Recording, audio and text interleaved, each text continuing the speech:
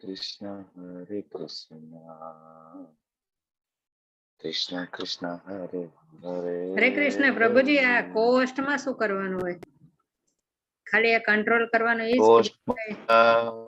Control કરવાનું, બસ meeting ને control કરવાની, ચેટ બોક્સ જોવાનું, કોઈના વચ્ચે અવાજ ચાલુ થઈ જાય તો એને મ્યુટ કરવા જવાનું, આવું. હા હા, તો એવું તો મને આવડે. એમાં સેટિંગ કઈ ન કરવાનું હોય ને ફોનમાં? ના ના, કાંઈ સેટિંગ. અત્યારે હીર પટેલજી માતાજી છે, એમને કોર્સ ની સેવા આપી છે, બરાબર. ઓકે, તો એવું તો હું કરી શકીશ. કોઈ ના હોય ક્લાસ ત્યારે ચાલુ હોય ને કોઈનું માઇક ચાલુ થઈ જાય ને તો તરત તમે નીચે જઈને મ્યુટ કરી શકો. ઓકે, હા, તો એ તો હું કરી શકીશ.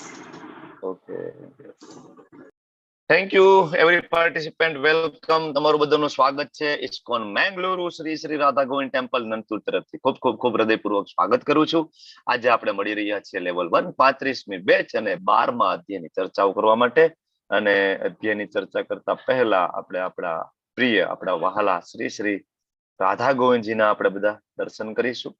એમની પાસે આપણે એમની કૃપાની યાચના કરીશું. ખૂબ જ હૃદયપૂર્વક મંગલાચરણ લઈશું અને ભગવાન અને એમના જે પરમ ભક્તોના પાર્ષદોના આશીર્વાદ આપણે પ્રાપ્ત કરીશું. અને પછી આપણે આજનો અધ્યાય 12મો અધ્યાય, જેનું નામ છે ભક્તિ યોગ, એની આપણે શરૂઆત કરવા જઈ રહ્યા છીએ. શરૂઆત કરીએ રાધા ગોવિંદજીના દર્શનથી. તમે બધા તમારી જગ્યાએ, તમને ખબર છે, મ્યુટ કરી અને મંગલાચરણ અમારી સાથે લઈ શકો છો. ઓમ જ્ઞાનતિમિરાન્ધસ્ય જ્ઞાનાજન શલાકયા ચક્ષુરુન્મિલિતં યેન તસ્મૈ શ્રી ગુરવે નમઃ. શ્રી ચૈતન્ય મનોભીષ્ટં સ્થાપિतं યેન ભૂતલે સ્વયં રૂપ કદા મહ્યં દદાતિ સ્વપદાન્તિકં. વંદેહં શ્રી ગુરું શ્રીયુતાપદકમલં શ્રી ગુરું વૈષ્ણવાંશ્ચ. શ્રી રૂપં સાગ્રજાતં સગણ રઘુનાથાન્વિતં તમ સજીવં સાદ્વૈતં સાવધૂતં પરિજન સહિતં કૃષ્ણ ચૈતન્ય દેવં શ્રી રાધા કૃષ્ણ પાદાન સગણ લલિતા શ્રી વિશાખાન્વિતાંશ્ચ. હે કૃષ્ણા કરુણા સિંધુ દીનબંધુ જગતપતે ગોપેશ ગોપિકા કાંત રાધા કાંત નમસ્તુતે. તપ્ત કાંચન ગૌરાંગી શ્રી રાધે વૃંદાવનેશ્વરી વૃષભાનુસુતે દેવે પ્रणमामि हरिप्रिये. वाञ्छाकल्पतरुभ्यश्च कृपा सिन्धुभ्य एव च पतितानां पावनेभ्यो वैष्णवेभ्यो नमो नमः. नमो विष्णुपादाय कृष्णपृष्ठाय भूतले श्रीमते भक्तिवेदान्त स्वामिनिति नामिने. नमस्ते सरस्वती देवी गौरवाणी प्रचारिणे निर्विशेष शून्यवादी पाश्चात्य देशतारिणे. जय श्री कृष्ण चैतन्य प्रभु नित्यानंद श्री अद्वैत गदाधर श्रीवासादि गौर भक्त वृंद. Hare Krishna Krishna Krishna Hare Hare, Hare Ram Ram Ram Hare Hare. Hare Krishna. Welcome Vilas Prabhu, thank you so much for joining. Yes, Hare Krishna. दंडवत प्रणाम जिग्नेश दरबारજી, જયેન્દ્રજી, જે હમણાં જોઈન થયા છે. જયેશ ડોડિયાજી, વેલકમ. અમરીશ પ્રભુ, તમે જે ગ્રુપમાં મેસેજ મૂક્યો છે ને જોઈન થવાનો, એમાં ટાઈમ લખ્યો છે 3:30 વાગ્યાનો. તો એ સ્ટેજ જોઈ લેજો. ઘણા બધાને એમ થશે કે આપણો ક્લાસ છે 3:30 પોસ્ટપોન નથી કર્યો ને. સવારના 8 વાગ્યાની બેચમાં જે મેસેજ મૂકેલું ને નોટિફિકેશન, એ સેટ ચેક કરીને એવું હોય તો એક ફરીથી નોટિફિકેશન મૂકી દેજો ને ક્લાસ સ્ટાર્ટેડ એવું એક મૂકી દેજો, બરાબર? જિગ્નેશ દરબારજી, થેન્ક યુ.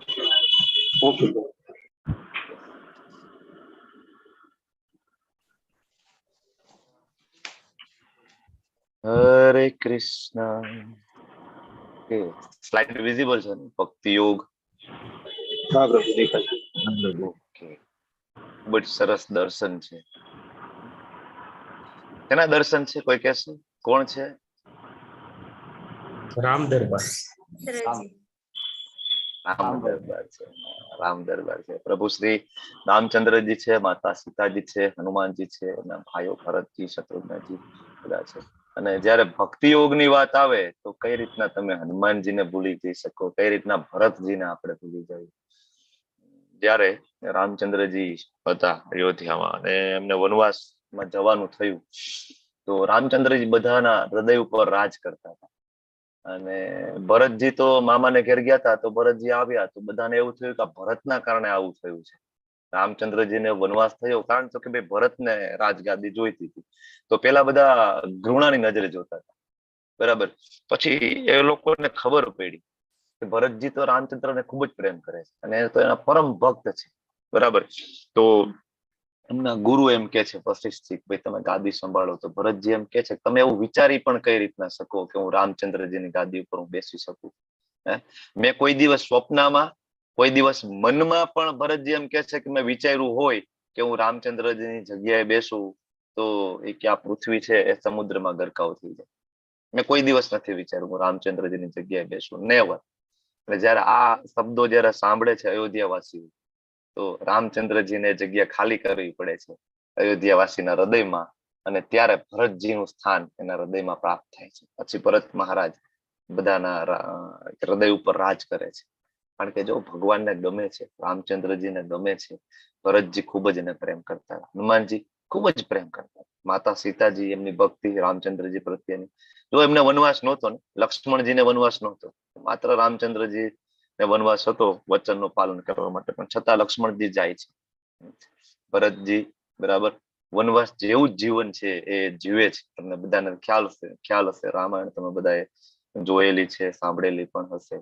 નહીતર ભરતજી છે એ સમ્રાટ બની ગયા હતા રામચંદ્રજીની પાછળ, કે સમ્રાટ રાજગાદી ઉપર બેસે, ચક્રવર્તી સમ્રાટ. તમે વિચાર કરો કે કેવી જાહો જલાલી હશે એ સમયે. ભરતજી કે નહીં, મારા રામચંદ્રજી નીચે સુવે ઘાસ ઉપર, તો મને પણ ઘાસની પથારી કરી દો. રામચંદ્રજી ઝૂંપડામાં સુવે તો હું પણ ઝૂંપડામાં સુઈશ, નેવર. અને એ આખા રાજ્યની બહારની સાઈડમાં નાની એવી ઝૂંપડી બાંધી અને ભરતજી એમાં રહેતા હતા, અને બધું વહીવટ છે ત્યાંથી કરતા હતા મેનેજ, રામચંદ્રજીની આજ્ઞા દ્વારા, ગુરુ વશિષ્ઠની આજ્ઞા દ્વારા. આ છે ભક્તિ. બરાબર. તો મેં તમને ગઈકાલે વાત કરી હતી કે ભક્તિ છે ને એની અંદર એક વસ્તુ મહત્વની છે જે હોવી જોઈએ. આપણે એમ કે ના હું ભક્તિ કરું છું, હું પ્રેમ કરું છું, પણ એમાં એક વસ્તુ નથી તો એ ભક્તિ નથી. શું નથી? કયો ભાવ નથી એ ભક્તિની અંદર? શ્રદ્ધા. શ્રદ્ધા. ઓકે. પછી સેવા. સેવા. સેવા. હરિભોજ. સેવા. જો તમે કોઈને, આપણે આની પેલા વાત કરી, મેં તમને માતાજીનું ઉદાહરણ આપ્યું હતું, પત્નીનું ઉદાહરણ આપ્યું હતું. ભક્તિ એટલે શું છે? ભક્તિ એટલે પ્રેમ છે. તમે કૃષ્ણને પ્રેમ કરો છો ને, પ્રેમ જે જતાવો છો એ ભક્તિ છે. બરાબર ને? તો ભક્તિની અંદર સેવા નહીં હોય તો એ ભક્તિ કઈ પ્રકારની? સેવા બહુ ઇમ્પોર્ટન્ટ છે. ભરતજી સેવા કરી રહ્યા છે. લક્ષ્મણજી એમ કે ના ના રામચંદ્રજી હું તમારો બહુ મોટો ભક્ત છું, તમે તમારા વનવાસ જાઓ અને હું અહીંયા બેઠો છું અયોધ્યામાં, અને હું અહીંયા શાંતિથી મહેલમાં રહીશ, હું તમારો બહુ મોટો ભક્ત છું. નહીં, લક્ષ્મણજી કે હું તમારી સાથે આવું. તમને બધાને ખબર હશે કે 14 વર્ષના વનવાસ દરમિયાન લક્ષ્મણજી એક પણ રાત્રિ સુતા નથી. ખ્યાલ છે ને? લક્ષ્મણજી રામચંદ્રજી અને માતા સીતાજીની સેવામાં એક પણ રાત્રિ એવી નથી કે લક્ષ્મણજી સુતા હોય, નેવર. બરાબર. તો આ સેવા ઇમ્પોર્ટન્ટ છે. એટલે હું તમને બધાને કહું છું, મેં તમને ગઈકાલે પ્રશ્ન પૂછ્યો તો ભાઈ નિમિત્ત માત્ર કઈ રીતના બની શકાય? બરાબર. કઈ રીતના આપણે ભગવાનને સર્વ કરીએ?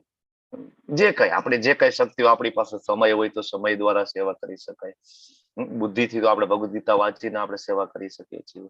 તમને રિસોર્સિસ હોય, તમારી પાસે લેપટોપ હોય તો તમે પીપીટી બનાવવાની સેવા લઈ શકો, ટ્રાન્સલેશનની ઘણી બધી સેવાઓ છે, આ બધી સેવાઓ કરી શકાય. કોર્સની સેવા, એડમિનની સેવા, ગ્રુપમાં મેસેજ મૂકવાની સેવા હોય. જો અમરીશ પ્રભુ છે તમારા ક્લાસમાં વોટ્સએપ ગ્રુપમાં 1 કલાક પહેલા મેસેજ મૂકતા હોય છે. તો આ બધી સેવાઓ છે. અને આ બધી સેવા કરવાથી શું થશે? ભક્તિ દ્રઢ થાય. બરાબર. હવે આપણે કઈ ડાયરેક્ટ તો સેવા નથી કરી શકવાના, લક્ષ્મણજીની જેમ ડાયરેક્ટ, રામચંદ્રજીની ડાયરેક્ટ ફેસ ટુ ફેસ સેવા. બરાબર. તો આ ઇનડાયરેક્ટ સેવા, બરાબર, એ ગુરુ મહારાજનો આદેશ છે. બરાબર. અને જ્યારે ગુરુ મહારાજનો કોઈ આદેશ હોય એ સ્વયં ભગવાનનો આદેશ બરાબર છે, એમાં કોઈ તફાવત નથી. કારણ કે ગુરુનો આદેશ શું છે? કૃષ્ણની સેવા કરવી. અને કૃષ્ણ ભગવદ્ ગીતામાં શું કહે છે? સર્વતર્વાન પરિત્યાજ્ય મામ એકમ શરણં વ્રજ. બે સમાન છે, એમાં કોઈ વિરોધાભાસ છે જ નહીં. તો તમારે બધાએ સેવા માટે આગળ આવવું, તો જ ભક્તિ તો તમારું દ્રઢ થશે. બાકી હું તમને 1000 વખત ભક્તિ યોગ તમને કદાચ વાંચીને સંભળાવીશ ને, ભક્તિ દ્રઢ નથી, ત્યાં સુધી તમારામાં સેવાનો ભાવ નથી, તમે ઠાકોરજીને ભોગ નથી લગાડતા, ઠાકોરજીને તમે પ્રેમ નથી કરતા, બરાબર. અને જપ કરવા મેં તમને કીધું તું, નામ પ્રભુની સેવા છે. ભક્તિનો ઠાકોરજી કહે છે કે નામ પ્રભુ છે. તમે એક વખત કૃષ્ણ બોલો છો તો કૃષ્ણ આપણા જીવા ઉપર નર્તન કરે છે, નૃત્ય કરે છે. તો તમે વિચાર કરો કે કૃષ્ણ સ્વયં એક વખત બોલાવાથી આવતા હોય તો આપણે એની બેસ્ટ સેવા હું કઈ રીતના આપી શકું? એક જગ્યાએ સરસ રીતના બેસીને એકદમ મન લગાવીને ભગવાનને યાદ કરીએ. આ તો આપણે ભગવાનને બોલાવે પણ આપણું મન ક્યાંય ભાગતું હોય તો ઇન્સલ્ટ જેવું થઈ જાય ને. તમે કોઈ MP MLA કક્ષાનો માણસ તમારી ઘરે આવે અને એ વ્યક્તિ તમારી ઘરે આવીને તમારી સામે બેઠો છે પણ તમારું એની વાતમાં ધ્યાન જ નથી. તમે તો બહારના કોઈ વ્યક્તિ સાથે ફોનમાં લઈને બેસી ગયા છો, સતત ફોન કરી રહ્યા, સામે વાળા વ્યક્તિનું તો આ તો સામાન્ય એક્ઝામ્પલ, ભૌતિક એક્ઝામ્પલ, જેની કોઈ કમ્પેરિઝન નથી ભગવાન સાથે, છતાં સમજી શકાય એટલા માટે આપું MP MLA. બાકી ભગવાનની સામે શું છે? ભગવાનની સામે દેવી દેવતાઓ કઈ નથી, બરાબર. તો વિચાર કરો કે જયારે તમે કૃષ્ણ બોલો છો, જયારે તમે રામચંદ્રજી બોલો છો, રામ બોલો છો, તો રામ સ્વયં ઉપસ્થિત થાય છે, કારણ કે નામ અને નામીનો ભેદ નથી. શાસ્ત્ર કહે છે નામ અને નામીનો ભેદ નથી. ચૈતન્ય મહાપ્રભુ ત્યાં સુધી શિક્ષાષ્ટકમમાં લખે છે કે કૃષ્ણ કરતા પણ કૃષ્ણના નામમાં વધારે શક્તિ છે. જો રામચંદ્રજી આવ્યા, કૃષ્ણચંદ્રજી આવ્યા, કેટલાને એને તાર્યા, કેટલા, બરાબર. પણ વિચાર કરો કે એ ગયા પછી, ધરાતલ ઉપરથી ગયા પછી એના નામે કેટલાને તાર્યા હશે? સ્વયં ભગવાને જેટલાને તાર્યા નથી ને ધરાતલ ઉપર રહીને, એના કરતા વધારે એના નામે તારી દીધા છે માણસોને, ભગવદ્ધા મોકલી દીધા છે ને. આપણી સામે હજારો એક્ઝામ્પલ છે કે માત્ર નામ. તો ત્યાં સુધી ભગવાન કહે છે કે મેં મારે બધી શક્તિઓ નામમાં ભરી દીધી છે. તો એવા નામ પ્રભુની સેવા એ પણ બહુ મોટી સેવા છે. એટલે હું તમને બધાને કહેતો હોય કે જપ કરો, જપ કરો, જપ કરો, માળા કરો, એટલીસ્ટ એક રાઉન્ડ કરો, 7 મિનિટનો એક રાઉન્ડ, એકદમ સરસ મન લગાવીને કરવાની કોશિશ કરો. ભલે એવું નથી કે આપણે વિચાર કરી લઈએ કે મન લગાવવું છે, લાગી જાય, વેરી ડિફિકલ્ટ. અર્જુન પણ કહે છે, પણ ટ્રાય, એટલીસ્ટ પ્રયત્ન કરો. તો ભક્તિ યોગની આપણે શરૂઆત કરીએ છીએ. તો 4 વિભાગમાં આ અધ્યયન વહેંચવામાં આવેલો છે ભક્તિ યોગને. અને શરૂઆત કરીશું પહેલા શ્લોક. અને આપણા બધાના હૃદયની નજીકનો રહેલો આ પ્રશ્ન છે. ઘણા બધા એમ કે ભાઈ તમે આ બધા મંદિરે જાઓ છો ને, હું વેવલા વેળા છે, ત્યાં જઈને મંગલા આરતી કરવાની, આવી રીતના દીવો ફેરવવાનો, ભગવાનને શ્રૃંગાર કરવાના. ઘણા બધા એમ કે તેમાં આ બધી ફૂલની સેવા કરો છો.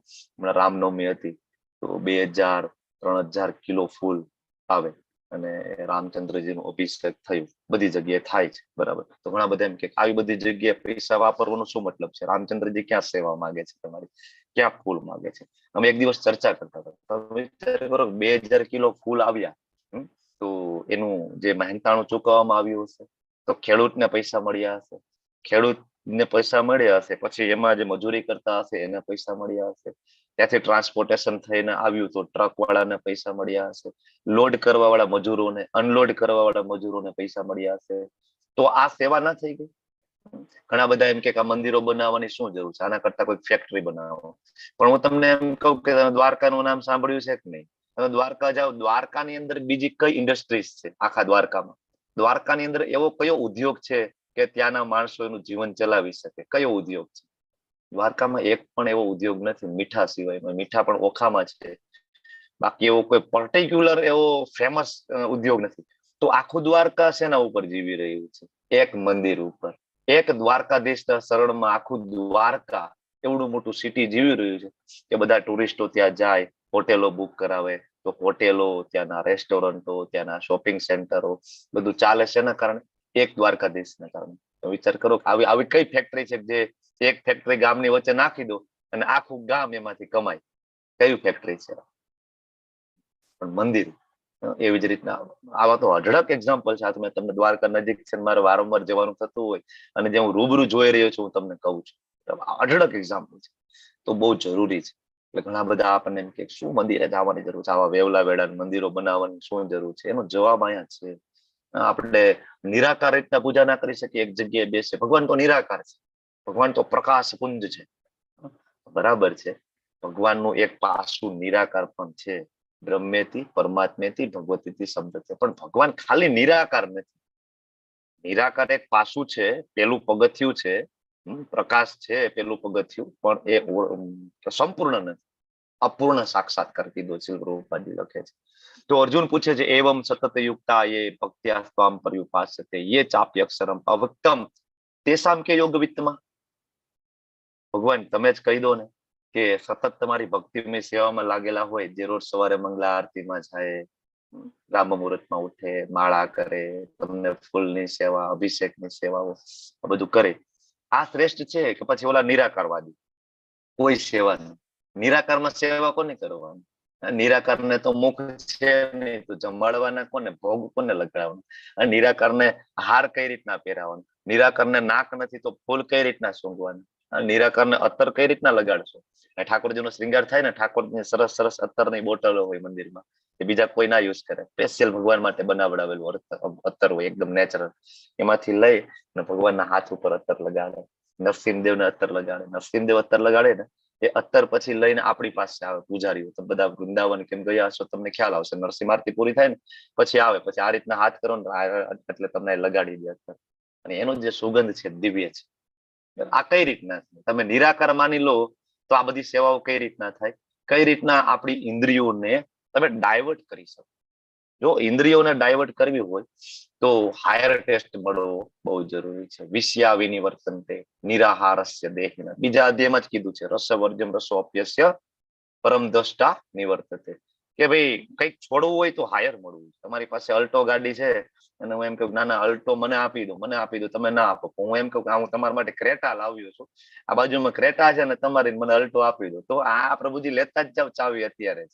હે કહીએ કે નહીં? આપણે હાયર ટેસ્ટ જોયું, બધી વસ્તુમાં એવું છે. હાયર ટેસ્ટ મળે તો લોઅર ટેસ્ટ છૂટે. આપણે એમ કઈ આ છોડો, આ છોડો, આ છોડો, એમ ઠાકોરજીની સેવામાં લાગી જાવ, ઠાકોરજીના દર્શન થાય, ઓટોમેટિક ખરાબ જોવાનું બંધ થાય.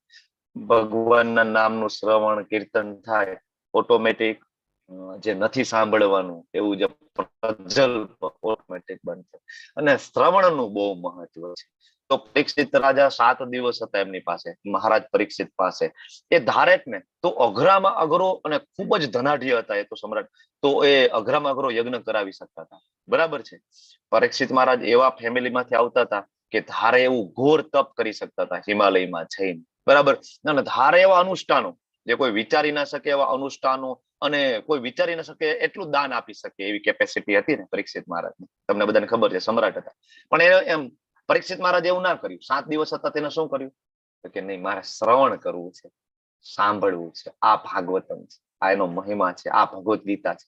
સાંભળવાનો બહુ મહિમા છે. આપણને બીજી બધી વસ્તુમાં બહુ ઇન્ટરેસ્ટ હોય, હવન કરવાનું, યજ્ઞ કરવાનું, દાન કરવાનું. અરે સાંભળવું એ સુપિરિયર છે, સૌથી શ્રેષ્ઠ છે. તો પૂછે છે કે ભાઈ નિરાકાર વાળા શ્રેષ્ઠ છે કે જે અમારા જેવા જે સેવક છે? એકચ્યુઅલી અર્જુન પણ આપણી જેમ ભગવાનની સેવા કરતા હતા સાકાર સ્વરૂપમાં. અર્જુન કે હું એ પૂછી લઉં, આપણે જે કઈ કરીએ છીએ યોગ્ય તો છે ને? આમ તેને ખ્યાલ હતો. પ્રશ્ન આપણા માટે. તો નિરાકાર વાળા આવો, જો તમારી સામે સ્લાઇડમાં એક પ્રકાશ પુંજ દેખાય છે, આની સેવા કરતા હોય છે. મતલબ સેવા બેવા તો નથી હોતી, પણ ધ્યાન કરતા હોય છે. એક રૂમમાં બેસીને એક નાનું ટમટમિયું બધા ચાલુ કરીને કે બધા ધ્યાન કરો. એમ કરતા કરતા એક દિવસ આપણે એમાં વિલીન થઈ જશું. આવો એક આખો સંપ્રદાય પણ ચાલે છે નિરાકાર વાળો. બરાબર, ઠીક છે, ચાલવા દો. જેની જેવી શ્રદ્ધા. આગળ 17 અધ્યાયમાં કે છે જેને જે જોતું હોય ને એ પ્રાપ્ત છે. જે જોતું હોય. તમે એમ કે ભાઈ મારે તો દારૂ પીવો છે, દારૂડિયાનો સંગ થઈ જાય. તમારે નિરાકાર, આ નિરાકાર વળાય છે. તમારે ભક્તિ કરવી છે તો એ રેરેસ્ટ છે, અને એનો સંગ પણ પ્રાપ્ત થઈ જાય. આ ઓરિજિનલ છે. જો કૃષ્ણ છે ઓરિજિનલ છે, એના શરીરમાંથી નીકળતું તેજ છે. હવે અર્જુન આ પ્રશ્ન શું કામ પૂછે છે? આપણા માટે. બરાબર. કારણ કે ભક્તિની અહીંયા વાત આવે, અનન્ય ભક્તિ, અલગ અલગ ભક્તિઓના જે સ્ટેજ છે, તબક્કા, એની આજે ચર્ચા થશે. તો આ અધ્યાયનું કનેક્શન 11મા અધ્યાય સાથે કઈ રીતના કરીએ? તો કે 11મા અધ્યાયમાં આપણે જોયું, આપણે 3 સ્વરૂપો 11મા અધ્યાયમાં જોયા. કયા કયા? અનમ્યુટ કરો. કયા 3 સ્વરૂપો જોયા છે આજે, મતલબ ગઈકાલે? સ્વરૂપ, ચતુર્ભુજ અને દ્વિભુજ. સ્વરૂપ, ચતુર્ભુજ અને ઓરિજિનલ દ્વિભુજ શ્યામ સુંદર મુરલી મનોહર ત્રિભંગ લલિત સ્વરૂપ. બરાબર. તો હવે ભગવાને કીધું કે ભાઈ મારું ઓરિજિનલ જે દ્વિભુજ વાળું રહ્યું ને, બરાબર, એ માત્ર ને માત્ર અનન્ય ભક્તિ દ્વારા કોઈ એને જાણી શકે છે. બીજો કોઈ રસ્તો છે ભગવાન? ના બીજો કોઈ નહીં, દાન નહીં, યજ્ઞ નહીં, તપ નહીં. આવું તો આગળ કેટલી વાર કીધું છે. ફરીથી 7મા અધ્યાયના અંતે કે છે, 6ઠા અધ્યાયના અંતે કે છે, અને ફરીથી કે છે ભાઈ અનન્ય ભક્તિ, માત્ર અનન્ય ભક્તિ, બીજું કાંઈ નહીં. અનન્ય, કૃષ્ણ સિવાય બીજું કોઈ નહીં. અને આ રીતે મારા પ્રત્યક્ષ દર્શન પણ થાય. કોઈ અનન્ય ભક્તિ કરશે તો પ્રત્યક્ષ દર્શન થાય. અને ભગવાન એ પણ કે છે કે માનસિક તર્ક વિતર્કો રહિત. આ શ્લોકોને આપણે ગઈકાલે ચર્ચા કરી છે કે આ ઓરિજિનલ રૂપનું દર્શન કરવા માટે દેવી દેવતાઓ લલાયત છે. આપણે શિવજીની ચર્ચા કરી હતી ગઈકાલે. તો અનન્ય ભક્તિ કરવાની કેમ ભગવાન? અનન્ય ભક્તિ એટલે શું? આપણા હૃદયમાં પ્રશ્ન થાય ને 11માથી આપણે પહેલી વખત સાંભળતા હોય તો ભગવાન કે ચલો હું તમને સમજાવું છું કે ભક્તિ કેવી હોય. તો આત્મ સાક્ષાત્કારના સ્ટેજ તો તમને ખબર જ છે. હમણાં મેં વાત કરી બ્રહ્મ, પરમાત્મા ને ભગવાન. આપણે લેવલ 1માં બીજા અધ્યાયમાં લીધું હતું. અને આ કન્સેપ્ટ તમારા એકદમ ક્લિયર હોવો જોઈએ માઇન્ડમાં. અડધી રાત્રે આવીને કોઈ પૂછે તો પણ તમે બોલવા જોઈએ બ્રહ્મ, પરમાત્મા ને ભગવાન. બ્રહ્મ પરમાત્મા બે આંશિક સાક્ષાત્કાર છે, ભગવાન એ પૂર્ણ સાક્ષાત્કાર છે. બરાબર? તો હવે આ સમજવું હોય નિરાકાર અને સાકાર, અથવા તો હું તમને એમ કહું કે નાસ્તિક અને આપણા જેવા ભગવાનમાં શ્રદ્ધા ધરાવતા એવા આસ્તિક, બરાબર, તો એની કલ્પના એક ઉદાહરણ દ્વારા આપણે સમજવાની કોશિશ કરી. માતાના ગર્ભમાં બે બાળકો છે, ટ્વિન્સ. ટ્વિન્સ એટલે ખબર ને? એક જ માતાના ગર્ભમાં બે બાળકો હોય, જેને આપણી કાઠવાડી ભાષામાં કહેવાય બેલડાના. બેલડાના બાળકો છે, બરાબર, ટ્વિન્સ. તો એમાં એક છે ને એ ભાઈ નાસ્તિક છે, એક ભાઈ છે ભગવાનના ભક્ત છે, અથવા એક સાકારવાદી છે ને એક નિરાકારવાદી છે. તો હવે સાકારવાદી એમ કે છે ભક્ત, હું જન્મવાની રાહ નથી જોઈ શકતો, આપણે માતાને મળ્યું છે. તો આપણા જે ભક્તો હોય, આપણે તો હજી ભક્ત પણ નથી, બરાબર, હજી તો આપણે બહુ વાર છે પાપા પગલે, પણ જે ખરેખર ભગવાનની ભક્તિમાં જે લીન હોય એ બધા એવું કે ના હવે આ ભૌતિક જગતમાં નથી રહ્યું, આ જન્મ મૃત્યુ જરા વ્યાધિમાં મારે પાછું નથી એવું. કાં તો કે મારી માને મળવું છે. મારી માં કોણ? મારા માતા, મારા પિતા કોણ? તો કે એક જ છે, મારા સ્વામી એ કૃષ્ણ, મારે એને મળવું છે. ભક્ત નો આવો ભાવ છે. જયારે ઓલો નિરાકારવાદી હોય શું કે, ઓ તમે તો અંધશ્રદ્ધાળુ છો, કોઈ જન્મ નથી ભાઈ. આપણે અહીંયા આ અંધકારમય દુનિયામાં રહીએ છીએ, પછી આપણે મરી જવાનું. અરે અહીંયા મજા કરો. ઘણા બધા આપણે ભક્તિમાં આવીએ ને તો આપણને એમ કહે હું આખો દિવસ હરે કૃષ્ણ કરો છો, તિલક કરીને ફરો છો, ધોતી પહેરીને, આવો દેખાડો કરવાની શું જરૂર છે? ભક્તિ તો મનમાં થાય. હવે એને જિંદગીમાં મનમાં એક નામ ના લીધું હોય, અને આજે મનમાં ભક્તિ કરવા વાળા છે ને ખરેખર કોઈ દી ભક્તિ એને કરતા જ નથી. અને આવી સલાહ આપણને દેતા હોય કે ભાઈ મજા કરો, અથવા એમ કે ભાઈ એક જ જિંદગી છે ભાઈ, મજા કરો ને ભાઈ, કોને ખબર બીજી વાર જન્મ થાય કે ના થાય, જલસા કરો ને યાર, એમ કે આપણને સલાહ. હવે કોઈ દી ભગવદ ગીતા ખોલી જ નથી. ભગવદ ગીતાના બીજા અધ્યાયમાં પહોંચીને જોયું હતું એને ખબર પડે કે જાતસ્ય હિ ધ્રુવ મૃત્યુ, ધ્રુવમ જન્મ મૃત્યુસ્ય છે. જેનો જન્મ છે એનું મૃત્યુ કન્ફર્મ, અને મૃત્યુ છે એનો જન્મ 500% કન્ફર્મ. શાસ્ત્ર કહે છે, અને સ્વયં ભગવાન આવીને બોલે છે ભગવદ ગીતામાં. તો હવે કોઈ ડાઉટ નથી. પણ આવા માણસો હોય, કારણ કે માતાના ગર્ભમાં હોય ને ત્યારે માં દેખાય નહીં. દેખાય? માતાના ગર્ભમાં હોય માત્ર અંધકાર દેખાય. એટલે આ ભાઈ એમ કે છે કે આ દુનિયા તો અંધકારની છે. એમાં આપણે ભૌતિક જગતમાં છીએ અને આપણી ઇન્દ્રિયો ભૌતિક છે, તો આપણને ભગવાનના દર્શન થાય નહીં. પણ જયારે જ્ઞાન ચક્ષુ ડેવલપ થાય તો નરસિંહ મહેતાના દર્શન થતા હતા ને, આપણને પણ દર્શન થાય. શ્રદ્ધા એ લેવલની ડેવલપ કરવી પડે. હવે ઓલો એમ કે છે જે ભક્ત હોય ને, પણ ના ભાઈ આપણને આપણી માતા પ્રેમ કરે છે, આ બધાનો અંત ના હોઈ શકે. ભક્ત એમ કે ને કૃષ્ણ બહુ પ્રેમ કરે છે આપણને, આવી રીતના કઈ અંત ના હોય. અહીંયા રહેવાનું, મરી જવાનું, અહીંયા દુઃખી થવાનું, આવું ના હોય. કૃષ્ણ બહુ પ્રેમ કરે છે. ભગવદ ગીતામાં કે છે આવી જાઓ મારા ધામમાં, મારું ધામ આવું છે, મારું ધામ તેવું છે. ભગવાન કે છે ભગવદ ગીતા 15મા અધ્યાયમાં ભગવાન કે છે ન તદ ભાસતે સૂર્યો ન શાંકો ન પાવક યગત્વા ન નિવર્તન્તે તદ્ધામમ પરમમ મમ.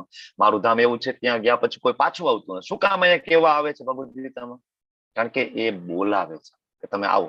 એકવાર તમે આવશો ને, તમે ઘરે જવાનું નામ નહીં લ્યો. ઘણા બધા ફરવા ગયા હોય તો એમ કે ઓહો શિમલા મનાલી તો એવું ભાઈ, ત્યાં ગયા હોય ને એમ થાય કે ઘરે જ નથી જવું પાછું. એટલે ભગવાન એ જ ભાષામાં આપણને સમજાવે કે એકવાર આવો ને તમને એવું નહીં થાય પાછું ઘરે જ આવું છે. પાછું ઓરિજિનલ ઘર જ છે, આપણે એવું માની લીધું છે કે આ ભાડાનું મકાન એ આપણું ઓરિજિનલ મકાન છે. આ નથી. ઓરિજિનલ એડ્રેસ આપણું ગોલોક વૃંદાવન ધામ છે. માતાના ઘરમાં બાળક હોય, બાળક જે ભક્ત છે વિચારે ને કે ના ના માતા આપને બહુ પ્રેમ કરે છે. તો ઓલો નાસ્તિક એમ કે કોણ માં? ભાઈ તમે આ માતાને કોઈ દી જોઈ છે? માતાને કોઈ દી જોઈ છે? તને કોઈ દી જોયો છે? આપણી કોઈ માતા નથી અને તારે કોઈ માતા નથી, અને હોય તો ક્યાં છે કે મને. એટલે આવો નાસ્તિક કોઈને એમ કે તે કોઈ દી ભગવાનને જોયા છે તમે કોઈ દી? ભગવાન હોય તો મને બતાવો. બાવ બરાબર એકદમ સેલા છે ભગવાન, કે તારી સામે આવીને ઉભા રહી જાય. જિંદગીમાં કોઈ દી ભગવાનનું એક નામ નથી લેવું અને તારી સામે ભગવાન આવીને પ્રગટ થઈ જાય. બરાબર, આવા મૂર્ખાઓ હોય છે માણસો. બરાબર, તો આગળ કે છે જે ભક્ત કે અરે આપણે એનામાં છીએ, આપણી આસપાસ. ભક્ત શું કે આપણે ભગવાનની અંદર છીએ, કારણ કે ભગવાનના નાભીમાંથી જે કમળ પ્રગટ થાય એમાં ઉપર બ્રહ્માજી પ્રગટ થાય, અને આપણે 14 લોકમાં ગોઠવાયેલા છીએ, અને અનંત બ્રહ્માંડ છે એ ભગવાનના હાથમાં રમી રહ્યું છે. એમ પણ કહી શકાય કણે કણમાં ક્ષીરોદક્ષાય વિષ્ણુ, અને એમ પણ સમજી શકાય કે બધા બ્રહ્માંડ અલ્ટિમેટલી તો જે મહાવિષ્ણુજીના રોમકૂપોમાંથી પ્રગટ થાય. તો આપણે ક્યાં છીએ? ભગવાનની અંદર છીએ. બરાબર, આગળ કે છે હું ક્યાંય કોઈને જોતો નથી, મને જ કોઈને દેખાતું. ભાઈ તમે એમ કહો છો ભગવાનની અંદર છે, મને જ નથી દેખાતું. શું તમે તાર્કિક રીતના સાબિત કરી શકો? બહુ બુદ્ધિશાળી માણસો હોય ને, થોડું ઘણું ભણી ગયા હોય મારી જેવા, એ પાછા તાર્કિક રીતે સાબિત કરવાની વાત કરે. મને સાયન્ટિફિકલી સમજાવો ભગવાન. આમાં સાયન્સ ના હોય. સાયન્ટિફિકલી બરાબર, મને વૈજ્ઞાનિક રીતના સમજાવો. બરાબર, ક્યાં છે? તેથી તાર્કિક રીતે હું તમને સાબિત કરી શકું છું કે અસ્તિત્વમાં નથી. હું સાયન્ટિફિકલી સાબિત કરું કે આત્મા જેવું કઈ છે નહીં. અત્યારના અમુક ડોક્ટરો એવું માને છે કે આત્મા જેવું કઈ છે નહીં. તો એ જે મૂર્ખ છે, આત્મા નથી બરાબર, તો આ એવું માની લે કે આ શરીર જ બધું છે. તો આ શરીરમાંથી જયારે ચેતના નીકળી જાય છે તો આત્મા જેવું કઈ છે નહીં. તો કોઈ ડોક્ટરો આને ફરીથી જીવિત કેમ નથી કરી શકતા?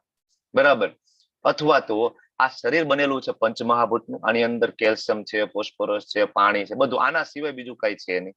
અને આ બધી જ વસ્તુ આ શરીરમાં જેટલું છે ને એ બધું બહાર અવેલેબલ છે, કારણ કે બધું કેમિકલ છે, બધું અવેલેબલ છે, કિલોના ભાવે મળે છે. કેલ્શિયમ જોતું હોય ને ચૂનો, કેલ્શિયમ એટલે ચૂનો, કિલોના ભાવે મળે, જેમાંથી આપણા હાડકા બને છે. તો કેમ કોઈ વૈજ્ઞાનિકો આજ સુધી એની લેબોરેટરીમાં એક નાનો એવો જીવ નથી બનાવી શક્યા? માણસ બહુ દૂરની વાત છે. કોઈ એકાદી વૈજ્ઞાનિકોએ કીધું અમે આજે કીડી બનાવી છે ને અમે એમાં જીવ નાખી દીધું? નથી બન્યું આજ સુધી, નેવર. મૂર્ખાઓ છે. ત્યાં સુધી આત્માને નહીં સ્વીકારે ત્યાં સુધી ખબર પડશે નહીં. બરાબર, આગળ કહે છે જે આસ્તિક છે કે તું કેવી રીતના વિચારે છે કે આપણે જીવી રહીએ? તને શું લાગે છે આપણે કઈ રીતના જીવીએ છીએ? આપણી સંભાળ કોણ લે છે? ભક્ત હોય તો એમ કે ને આપણી સંભાળ કોણ લે? આ ઓક્સિજન, આ પાણી, આ સૂર્યપ્રકાશ, કોણ બધું આ કરી રહ્યું છે મેનેજ? માતાના ગર્ભમાં બાળક હોય તો નાભી દ્વારા એને પોષણ મળે, નાભી નાળ દ્વારા. માતા જે ખાય ને એ બધું બાળકને અલ્ટિમેટલી એમાંથી પોષણ મળે. એટલે ગર્ભવતી મહિલાઓએ બહુ ધ્યાન રાખવું પડે, ખાવામાં, પીવામાં, ઇવન વિચારો કરવામાં, શ્રવણ સાંભળવું, શું સાંભળવું, શું જોવું. રામાયણ વાંચવું જોઈએ, મહાભારત વાંચવું જોઈએ, ભગવદ્ગીતા, મહાભાગવત પુરાણ વાંચવું જોઈએ. જયારે ગર્ભવતી મહિલા હોય ત્યારે બધું વાંચવું જોઈએ, કારણ કે તમે જે વાંચો છો, જે કઈ ખાવ પીવો છો, બધી જ ઇફેક્ટ છે બાળક ઉપર પડે છે. આગળ કે છે કે નાળની કુદરતી દ્વારા આપણને ખોરાક મળે છે. ભાઈ એ તો ઓટોમેટિક છે. આ ઓક્સિજન ને પાણી બધું ઓટોમેટિક છે. હું મારી સંભાળ રાખું, તું તારી સંભાળ રાખ. કૃપા કરીને આંખ ખોલ, ભગવાન જેવું કઈ છે ને બધું ઓટોમેટિક છે. વરસાદ એની મેળે પડે છે. આમાં કોઈ દેવ દેવતાઓનું કઈ એમાં રોલ છે નહીં. અરે આ જીવન પછી વધુ પ્રકાશ છે. આપણે પગ સાથે ચાલીશું, ખાઈશું, શ્વાસ લઈશું, જાગૃત રહીશું, ઇન્દ્રિય વિકાસ થશે. ભક્ત એમ કે ને કે આ જન્મ મૃત્યુમાંથી છૂટીને આધ્યાત્મિક જગતમાં જઈશું જ્યાં શાશ્વત જીવન છે. કોઈ દી આપણે મૃત્યુ નહીં, ભૂખ નહીં, તરસ નહીં. તો અંધશ્રદ્ધાળુ અરે મૂર્ખાઈ ભરેલું છે. નાસ્તિક શું કે અરે મૂર્ખ છું, ચાલવાની ક્યાં વાત કરે? આટલી એવી જગ્યામાં આપણે બે છીએ, આમાં ચાલવાનું ક્યાં ચાલે? મોઢા જમવાનું, આપણે જમવાનું હોય નાળથી જ પોષણ મળે. શ્વાસોશ્વાસ આ ભરી શું ભાઈ? શ્વાસ આપણે થોડી શ્વાસ લેવાના હોય, ઓટોમેટિક છે બધું. આવા મૂર્ખાઓ ને તમે ગમે એટલા તર્ક કરીને શાસ્ત્ર પ્રમાણ આપીને સમજાવો, પણ શાસ્ત્રમાં તને શ્રદ્ધા હોય જ નહીં. તો મને ખબર નથી તને શું કેવું. ના ના ના, મારી વાત સાંભળ. તો આવાની દલીલો હંમેશા ચાલુ રહેતી હોય છે. પછી એને છોડીને આપણે આગળ ચાલવું જોઈએ હંમેશા.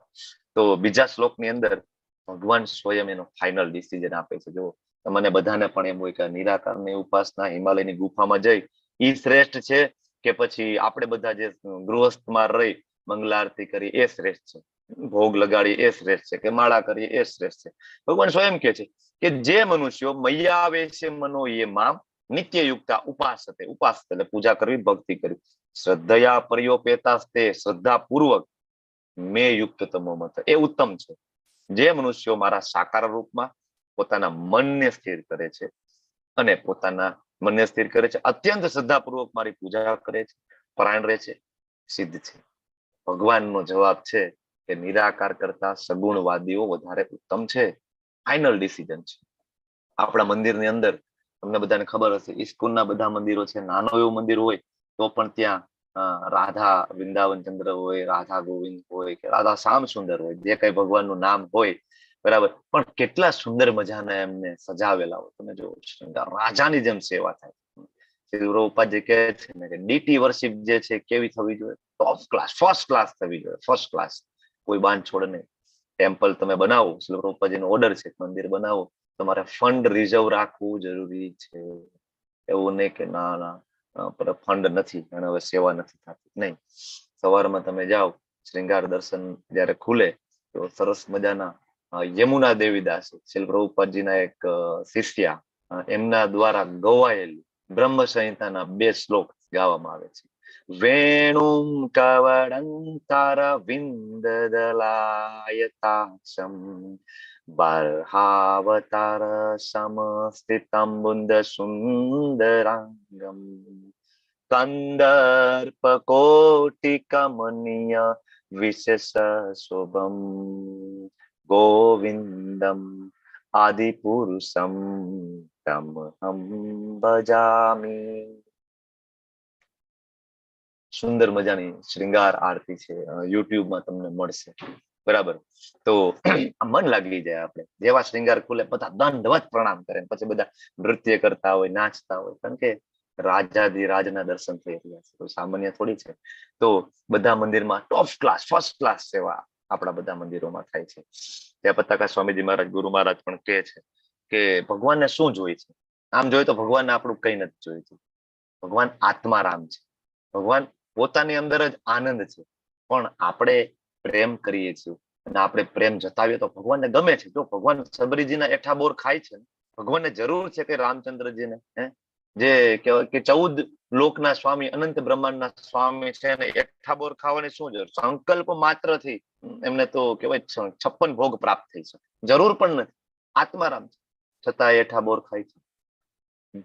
તો આપણે પણ મહારાજ કહે છે કે આપણે બેસ્ટ સર્વિસ આપવી જોઈએ. પત્રમ પુષ્પમ ફલમ તો એમથી ભગવાન પ્રસન્ન તો થાય. 9મા અધ્યાયમાં જોયું, પત્રમ પુષ્પમ ફલમ. પણ શું કામ આપણે આપણા 100% ઇફર્ટ ના લગાડીએ? તમે ને હું આપણે પત્રમ પુષ્પમ ફલમ તો એમથી આપણે જમીએ છીએ? નહીં ને. કૃષ્ણ દયાળુ છે એટલા માટે કે છે પત્રમ પુષ્પમ ફલમ તો. આપણે બધા શું કરીએ છીએ? આખી પ્લેટ ભરીને, હવે તો કેરીની સિઝન ચાલુ થાય, એ કેરીના રસનો વાટકો અને પૂરી ને છાસ ને પાપડ અને 2 પ્રકારના શાક ને રોટલી ને દાળ ભાત ને બધું જોઈએ કે નહીં? જોઈએ ને. એમ આપણે બધું જ ઠાકોરજીને ભોગ લગાડવો જોઈએ. આપણે આપણો પ્રેમ બતાવવાનો છે, બરાબર. આગળ કે છે, ઓકે, તમારા બધા માટે પ્રશ્ન છે, મૂર્તિ પૂજા અને વિગ્રહ પૂજા વચ્ચેનો શું તફાવત છે? તમે બધા ચેટ બોક્સમાં ટાઈપ કરો, આપણે છેલ્લે ચર્ચા કરીશું. મૂર્તિ પૂજા અને વિગ્રહ પૂજાની અંદર શું તફાવત છે? પ્રશ્ન સમજાઈ ગયો બધાને? તો ચેટ બોક્સમાં ટાઈપ કરો. આગળ કે છે કે પરંતુ જે લોકો વિભિન્ન ઇન્દ્રિયોને સંયમિત કરીને તથા સૌ પ્રત્યે સંભાવ રાખીને, આ વાત છે નિરાકારવાદીની. નિરાકારવાદીઓ છે ભગવાનને પ્રાપ્ત ન કરે. આપણને એમ થાય કે ભાઈ હાલો, આપણે કીધું ભક્તિ યોગી ભગવાનને પ્રાપ્ત કરે, પ્રત્યક્ષ દર્શન થાય, 11મા અધ્યાયમાં કીધું. તો આજે નિરાકારની ઉપાસના કરે, હિમાલયની ગુફામાં જઈને તપસ્યા કરવા માંડે કે ના ભગવાન નિરાકાર છે, ઓ તો ભગવાનને પ્રાપ્ત ના કરે. તો એમ કે કરે. આગળ કે છે કે પેલા તો ઇન્દ્રિયોને સંયમિત રાખવાનું. આપણે કળિયુગના જેવો ઇન્દ્રિયોને સંયમિત રહેતી ડુંગળી લસણ નથી છૂટતા ને ભાઈ. કેટલાય ટાઈમથી પ્રયત્ન કરીએ છીએ, ડુંગળી લસણ છૂટતા નથી. એમાં ઇન્દ્રિયોને સંયમિત કરવાનું ક્યાં પ્રશ્ન આવે? બરાબર. પછી તો કે સૌ પ્રત્યે સંભાવ, શત્રુ હોય કે મિત્ર હોય, સંભાવ. પછી પરમ બ્રહ્મના નિરાકાર પાસામાં તે અવ્યક્તની પૂર્ણ રીતે પૂજા કરે છે. જે ઇન્દ્રિય અનુભૂતિથી પરે છે. ભગવાન સ્વયં કહે છે કે ભાઈ મારું નિરાકાર પાસું કેવું છે? તો કે ઇન્દ્રિય અનુભૂતિથી પરે, સર્વવ્યાપી છે, અચિંત્ય, જેનું ચિંતન ના કરી શકાય. તમે નિરાકારનું ચિંતન કઈ રીતના કરી શકો? કૃષ્ણનું ચિંતન થાય. આપણે બહાર ગયા હોય તો આપણને એમ થાય કે કૃષ્ણ મારા જમ્યા હશે કે નહીં, ઠાકોરજીને ભોગ કોને લગાડ્યો હશે, ચિંતન થાય. નિરાકાર જમ્યું હશે કે નહીં એવું થોડી ચિંતન થાય. નિરાકારને તો હોય જ નહીં, એને ભોગ જ નથી લગાડવાનું.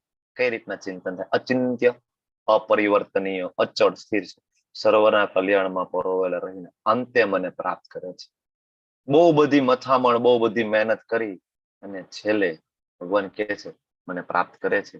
તો બહુ અઘરું છે, બરાબર, બહુ અઘરું છે.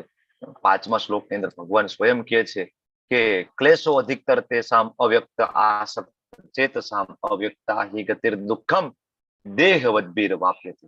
કે જો આપણે બધા દેહધારીઓ છે, તમે અને હું બધા દેહધારી, આપણે શરીર લઈને બેઠા છીએ, એવું આપણે બધા દેહાત્મ ભાવમાં છે, મારું શરીર મારું શરીર મારું શરીર, બરાબર.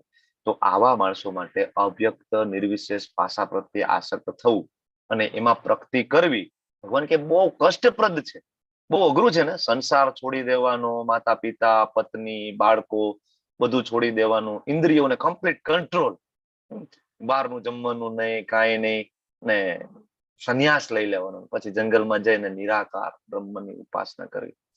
ભગવાન કે ક્લેશો અધિકતર તેસામ, અને આ ક્ષેત્રમાં પ્રગતિ કરવી એ ગતિર દુઃખમ, બહુ જ ક્લેશો અધિકતર તેસામ. ભગવાન કે બહુ દુઃખ છે. તમારી પાસે 2 રસ્તા છે વૃંદાવન જવાના. આપણે વૃંદાવન જવું છે, તમારી પાસે 2 રસ્તા છે. એક 6 લેન ટ્રેક છે સરસ મજાનો, અને બીજો ગામડા વાળો રસ્તો છે, ખાડા ખબડા વાળો. કયો રસ્તો સિલેક્ટ કરવાનો? ઓબ્વિયસલી 6 લેન રસ્તા ઉપર જાય તો કાર ખરાબ થાય ને તો રસ્તામાં મળી રહી. એ જ રીતના ભક્તિ માર્ગ ઉપર આપણે જઈએ ને, ક્યારેક ભક્તિથી પડી જાય ને તો બીજા ભક્તોનો સંગ હોય, તરત જ ફોન કરે, કેમ ભાઈ માળા ઓછી થવા માંડી છે, કેમ તમે હમણાં ક્લાસમાં નથી આવતા, શું થયું, કઈ ડાઉટ છે, કઈ પ્રશ્ન છે, તરત રિપેરિંગ નું કામ ચાલુ થઈ જાય. અને ઓલા એકલા જંગલમાં ગયા હોય ને ત્યાં પતંગ થાય, કોણ પૂછવા વાળું છે. ઘણા બધા હરિદ્વાર જઈ અને અહીંથી સંસાર છોડીને ત્યાં જાય અને ત્યાં જઈને લગ્ન કરતા હોય છે. કેટલાય ત્યાં જઈને સંસાર બાંધીને બેસતા હોય પાછા, કારણ કે સંગ નથી. નિરાકાર બ્રહ્મની અંદર એસોસિએશન નો ઇમ્પોર્ટન્ટ છે જ નહીં, એકલા કરવાનું છે. તો બહુ અઘરું છે. તો 2 રસ્તા હોય એમાં આપણે શું કામ ખાડા ખબડા વાળા રસ્તે જવું? આપણે જવાનું, જો 6 લેન રોડ હોય તો વચ્ચે હોટલો આવે, ક્યારેક ભૂખ લાગે સરસ હોટલમાં જમી શકીએ અને એ નિરાતે વૃંદાવન પહોંચે. ભક્તિમાં 56 ભોગ છે. આપણને એમ થાય કે ના મારે તો બહુ ખાવાની ઈચ્છા થાય, સ્વાભાવિક છે, જીવ છીએ, ભગવાને આપણને ઇન્દ્રિય આપેલી છે, તો આપણને ઈચ્છા થાય સારું ખાવાની, તો 56 ભોગ આપણે ખાઈ શકીએ છીએ. ભક્તિમાં બહુ રસ છે અને ભક્તિ બહુ સરળ છે. માની પહેલા પણ તમને એક ઉદાહરણ આપ્યું હતું કે દિલ્હીથી બધા માણસો વૃંદાવન આવે, અને ઇવન તમારામાંના બધા ઇસ્કોન ટેમ્પલમાં ગયા હશો, ખાસ તો સન્ડે પ્રોગ્રામમાં જાવ, કીર્તન ચાલતું હોય તો તમે ઓટોમેટિક બધા કીર્તન કરવા માંડો. જે ખીચડી પ્રસાદમ હોય અથવા બીજું કઈ હોય તો તમે તરત પ્રસાદ લેવા બેસી જાઓ, તમને કેવું ના પડે.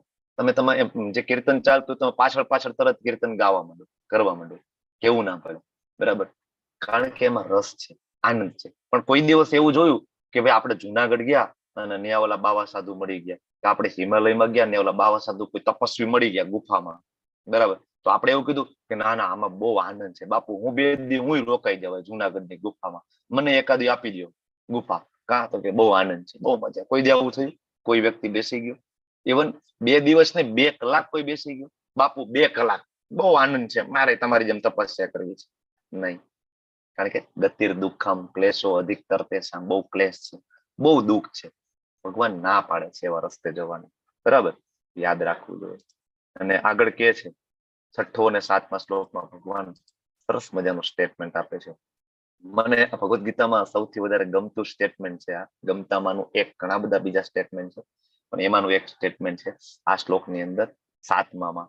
તેસામ અહમ સમુદ્ધરતા મૃત્યુ સંસાર સાગરા. ભગવાન એમ કે છે જે મનુષ્યો આગળ જોયું ને ઓલો રસ્તો ક્લેશ વાળો હતો, નિરાકાર વાળો, અહીંયા ભગવાન એમ કે છે કે સાકાર વાળો રસ્તો કેટલો સરળ છે. હું તમને કહું, ભગવાન સ્વયં કે છે કે સર્વ કર્મ મારામાં અર્પિત કરી દે. સર્વ કર્મ મારામાં અર્પિત એટલે સવારથી સાંજ સુધી જે કઈ કરીએ કૃષ્ણને સેન્ટરમાં રાખીએ, જે કઈ ફળ પ્રાપ્ત થાય પ્રયત્ન કરીએ કે આપણે મેક્સિમમ કૃષ્ણને આપણે આપવાની કોશિશ કરીએ. અવિચળ ભાવે ભક્તિ કરીએ. કેવી ભક્તિ? અવિચળ અનન્ય ભક્તિ. આખી ભગવદ્ ગીતામાં વારંવાર આવે છે. અને આપણે બધા ડાયવર્ટેડ છીએ. આની ભક્તિ, આની ભક્તિ, આની ભક્તિ, આની ભક્તિ, આની ભક્તિ, કેટલાયની ભક્તિ કરતા હોય. નહીં, અનન્ય ભક્તિની વાત છે. ઇવન નામ અપરાધ, પદ્મ પુરાણની અંદર નામ અપરાધ આપેલો છે, એમાં બીજું નામ અપરાધ છે. મલ્ટિપલ ભક્તિ ના, એકની ભક્તિ થાય, અનન્ય ભક્તિ, બરાબર. તો મારી સેવામાં આવી અવિચળ ભક્તિ, અનન્ય ભક્તિ કરતા રહી, અને જો મારી સેવામાં લાગેલા રહી, કોની? ઠાકોરજી. અને પોતાના મનને મારામાં સ્થિર કરીને, ક્યાં સ્થિર કરવાનું? મન કૃષ્ણમાં. નિરંતર મારું ધ્યાન કરવાનું, મતલબ ચિંતન કરવાનું, એવું ધ્યાનમાં બેસી જવાનું, બરાબર. અને તેમના માટે હે પાર્થ, હું જન્મ મરણ રૂપી સાગરમાંથી તત્કાળ ઉદ્ધાર કરનાર થાવ છું. તેસામ અહમ, આ અહમ શબ્દ છે ને, એ આપણને છાતીમાં લાગી જાય તરત જ. કૃષ્ણનો પ્રેમ આપણને દેખાય આ શ્લોકની અંદર કે અહમ. કૃષ્ણ એવું કહી શકતા હતા ને કે ભાઈ ના ના, જે મારી ભક્તિ કરે છે હું મારા પાર્ષદોને મોકલી દઈશ, મારા પાર્ષદો જઈ આવશે, મારા ભક્તો જઈ આવશે એમને તેડવા માટે. અચ્છા, દેવી દેવતાઓ ભગવાનના અધિકારી છે તો હું દેવી દેવતાનો, અરે હું નારદજીને મોકલીશ, નારદજી લઈ આવશે તમને ધામમાં. ભગવાન કે નહીં, જે લોકો સર્વાણી કર્માણી મયી સંન્યસ્ત મત પરમ અનન્ય એવ યોગેન મામ જાયંત ઉપાસતે, જો ઉપાસના કોઈ કરે છે, બરાબર, અનન્ય એવ, અનન્ય ભક્તિ, તે સામ અહમ, હું સ્વયં આવું છું. ગરુડ મહારાજ ઉપર બિરાજમાન થઈ હું સ્વયં આવું છું. આપણે બધા બે હાથ ઊંચા કરીને હરે કૃષ્ણ મહામંત્ર શું કામ કરીએ છીએ? ચૈતન્ય મહાપ્રભુએ આપણને આ જે શરણાગતિના નમસ્કાર શીખડાવ્યા છે શું છે? બે હાથ ઊંચા કરીએ છીએ. આપણે ભગવાનને ખૂબ જ આદ્ર સ્વરે બોલાવીએ છીએ. પ્રાર્થના છે. હરે કૃષ્ણ મહામંત્ર એટલે શું છે? એ પ્રાર્થના છે કે ભગવાન, હું તમને બહુ યાદ કરું છું, મને તમારો વિરહ સાલે છે, મારે તમારી પાસે આવવું છે. પ્રાર્થના. આપણે તો વિરહ લાગતો જ નથી, આપણે મજા આવે છે એટલે અઘરું છે, બરાબર. ભગવાન કે હું પોતે આવું છું. એક રાજા અને એના મંત્રી એક સરોવરના કિનારે ચાલ્યા જતા હતા. કોઈ બાળક સરોવરમાં પડી ગયું તો રાજાએ ઓર્ડર આપ્યો. મંત્રીને કીધું ભાઈ સૈનિકોને મોકલો, એ બાળકને બહાર કાઢે. બાળકને બહાર કાઢી લીધું.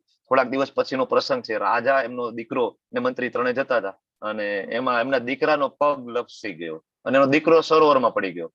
તો રાજા કોઈને ઓર્ડર આપવાની રાહ નથી જોતા, રાજા સ્વયં કૂદી ગયા તરત સરોવરમાં. તરત જ રાજા સ્વયં કૂદી અને એના બાળકને બચાવીને બહાર નીકળ્યા. એમ અહીંયા ભગવાન આપણા પિતા છે.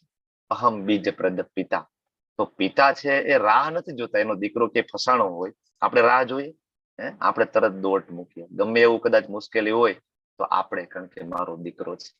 એમ ભગવાન એમ કે છે કે તે સામ અહમ, હું આવું છું. કોઈને મોકલતો નથી, હું સ્વયં આવું છું, બરાબર. હવે અહીંથી જે ચાલુ થાય છે, ભક્તિની સીડી ચાલુ થાય છે કે ભાઈ સૌથી ઉપર અનન્ય ભક્તિ, એની નીચે સાધના ભક્તિ, એની નીચે નિષ્કામ કર્મયોગ, પછી સકામ કર્મયોગ, પછી ધ્યાન યોગ અને છેલ્લે જ્ઞાન યોગ. અરે તમને મને એવું હતું કે ધ્યાન યોગ તો હાઈએસ્ટ હોવું જોઈએ, ટોપ મોસ્ટ, હિમાલયની ગુફામાં જઈને તપ કરવું ભગવાનને સૌથી પ્રિય હોવું જોઈએ. તમને ને મને એવું હતું કે ભાઈ વેદો વાંચીએ ને વેદોના શ્લોકો કંઠસ્થ કરી લઈએ તો ટોપ મોસ્ટ ભક્તિ હોવી જોઈએ. વેદાંતિઓ ભગવાને એને 6ઠા નંબર ઉપર મૂકેલી છે, સાવ છેલ્લે તળિયે. વેદાંતિઓને તળિયાથી બીજા નંબરમાં ધ્યાન વાળાને મૂકેલા છે. જોવું તમે. અને સૌથી ટોપ મોસ્ટ જે છે ને એ અનન્ય ભક્તિ. સૌથી ટોપ મોસ્ટ છે એ શીલ પ્રભુપાદજીની ભક્તિ, એ નરસિંહ મહેતાની ભક્તિ, એ સંત તુકારામ, એ ભક્ત બોડાણાની ભક્તિ, એ મીરાબાઈની ભક્તિ છે. ટોપ મોસ્ટ ભક્તિ છે, નહીં કે હિમાલયની ગુફામાં જવું. જોઈએ અનન્ય ભક્તિ એટલે શું? 8મા શ્લોકમાં કહે છે મય્યેવ મન આધસ્ય. આખી ભગવદ ગીતામાં કૃષ્ણ આપણી પાસે કઈ માંગતા હોય ને તો એક જ વસ્તુ છે, શું? મન. તમારું મન મને આપી દો. કારણ કે ત્યાં તો માથાકૂટ છે, જે કઈ મગજમારી ચાલે છે કે નહીં, મનની. ભગવાન કે મને મન આપી દો. મન મારામાં પોરવી દે, ચિત્ત મારામાં પોરવી દે, મારામાં તારી સમગ્ર બુદ્ધિને પોરવી દે. કઈ રીતના મન પોરવી શકાય? જપ કરીને. બુદ્ધિ કઈ રીતના? ભગવદ ગીતાના ક્લાસ, ભાગવતમ, બરાબર, એના નોટ બનાવીએ. લલિત કુમાર વેદ પ્રભુ આઈ થિંક છે કે નહીં મને ખબર નથી અત્યારે ક્લાસમાં, એના તમે નોટ જોવો. હમણાં એનું ઓપરેશન થયું, હા, તો એના તમે નોટ જુઓ તો તમે આ પ્રભુ રિસર્ચ કરે કે શું કરે છે? કેટલાય બધાની હશે, પણ આમને મેં નોટ જોઈ છે એટલે હું કહું છું. તમે બધા ઘણા બધા નોટ્સ બનાવી રહ્યા છો, પણ આપણે એમ થાય કે કેટલું ગંભીરતાપૂર્વક સ્ટડી કરી રહ્યા છે. એવું નહીં ભાઈ થોડોક ટાઈમ છે અને જોઈન કરવા ખાતર જોઈન કરી લે, નહીં, ખૂબ જ સ્ટડી કરે. આને કહેવાય બુદ્ધિ લગાવી ભગવાનમાં, બરાબર. અને આ રીતના ભગવાન એમ કે છે કે અત ઉર્ધ્વ ન સંશય, ઉર્ધ્વ ગતિ થશે ગોલોક વૃંદાવન ધામમાં. આમાં કોઈ ડાઉટ નથી. મારામાં તો નિવાસ કરીશ, આમાં કોઈ ડાઉટ નથી, ભગવાન કહે છે, બરાબર.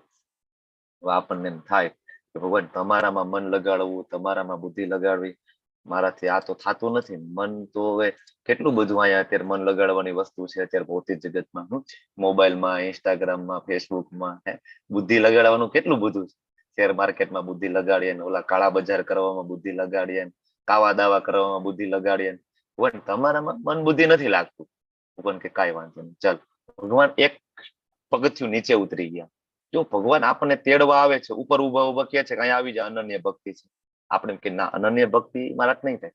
ભગવાન કે કાંઈ એક પગથિયું નીચે ઉતરું, ચાલ એક કામ કર, તું સાધના ભક્તિ કર. જો બીજો પદ વાંચવાનું, ત્રીજું પદ આ શ્લોકનું, અભ્યાસ યોગેન. અભ્યાસ યોગેન એટલે અભ્યાસ કરવાનો, પ્રયત્ન, બરાબર, વારંવાર પ્રેક્ટિસ. શેની પ્રેક્ટિસ છે ભાઈ? અભ્યાસ, મન લગાડવાની. મન લગાડવાની પ્રેક્ટિસ માટે 6થા અધ્યાયમાં અર્જુને એવું કીધું હતું કે ભગવાન મન તો બહુ ચંચળ છે, ચંચલામ હિ મનઃ કૃષ્ણ, બરાબર, બહુ. તો ભગવાને શું કીધું? અભ્યાસ એને તું કોન્તેય વૈરાગ્યને ચ ગુહ્યતે. 6થા અધ્યાયમાં જવાબ આપ્યો હતો, મન લગાડ, અભ્યાસ કર, પ્રેક્ટિસ કર, પ્રેક્ટિસ કર, પ્રેક્ટિસ કર. શેની પ્રેક્ટિસ? મન લગાડવાની. અને આ પ્રેક્ટિસ કરવાનું શીખવે કોણ આપણને? તો કે ગુરુ મહારાજ શીખવે. કઈ રીતના કરવાની છે, મન કઈ રીતના લગાડવાનું છે, બાકી શક્ય નથી. તો જયારે આપણે ગુરુ મહારાજ નું શરણ લઈએ તો શીખડાવે. તો આવી ભક્તિને કહેવાય સાધના ભક્તિ. 4 નિયમો પાલન કરવાના, બ્રાહ્મ મુહૂર્તમાં ઉઠવાનું, મંગલા આરતી કરવાની, 16 માળા કરવાની. તો આને શું કહેવાય? સાધના ભક્તિ. તો ભગવાન કહે છે કઈ નહીં, વિધિ વિધાનોનું પાલન કરને, મન બુદ્ધિ નથી લાગતું ને, એક કામ કર, ઇન્દ્રિયો લગાડ. આપણે બધા શું કરીએ છીએ? ઇન્દ્રિયો, આપણે બધા ઇન્દ્રિયો લગાડીએ છીએ. ઇન્દ્રિયો લગાડીએ ને, આપણે જીભથી પ્રસાદ, પછી મુખથી ભગવાનના નામનું કીર્તન, કાનથી શ્રવણ, આંખથી શ્રી વિગ્રહજીના દર્શન, હાથથી મંદિર માર્જનમ સેવાઓ બધી, નાકથી ફૂલ સૂંઘવું, આ બધું ઇન્દ્રિય. કારણ કે મન તો લાગતું નથી, મન નથી લાગતું, તો બીજો ઓપ્શન, એક પગથિયું નીચે, ઇન્દ્રિય.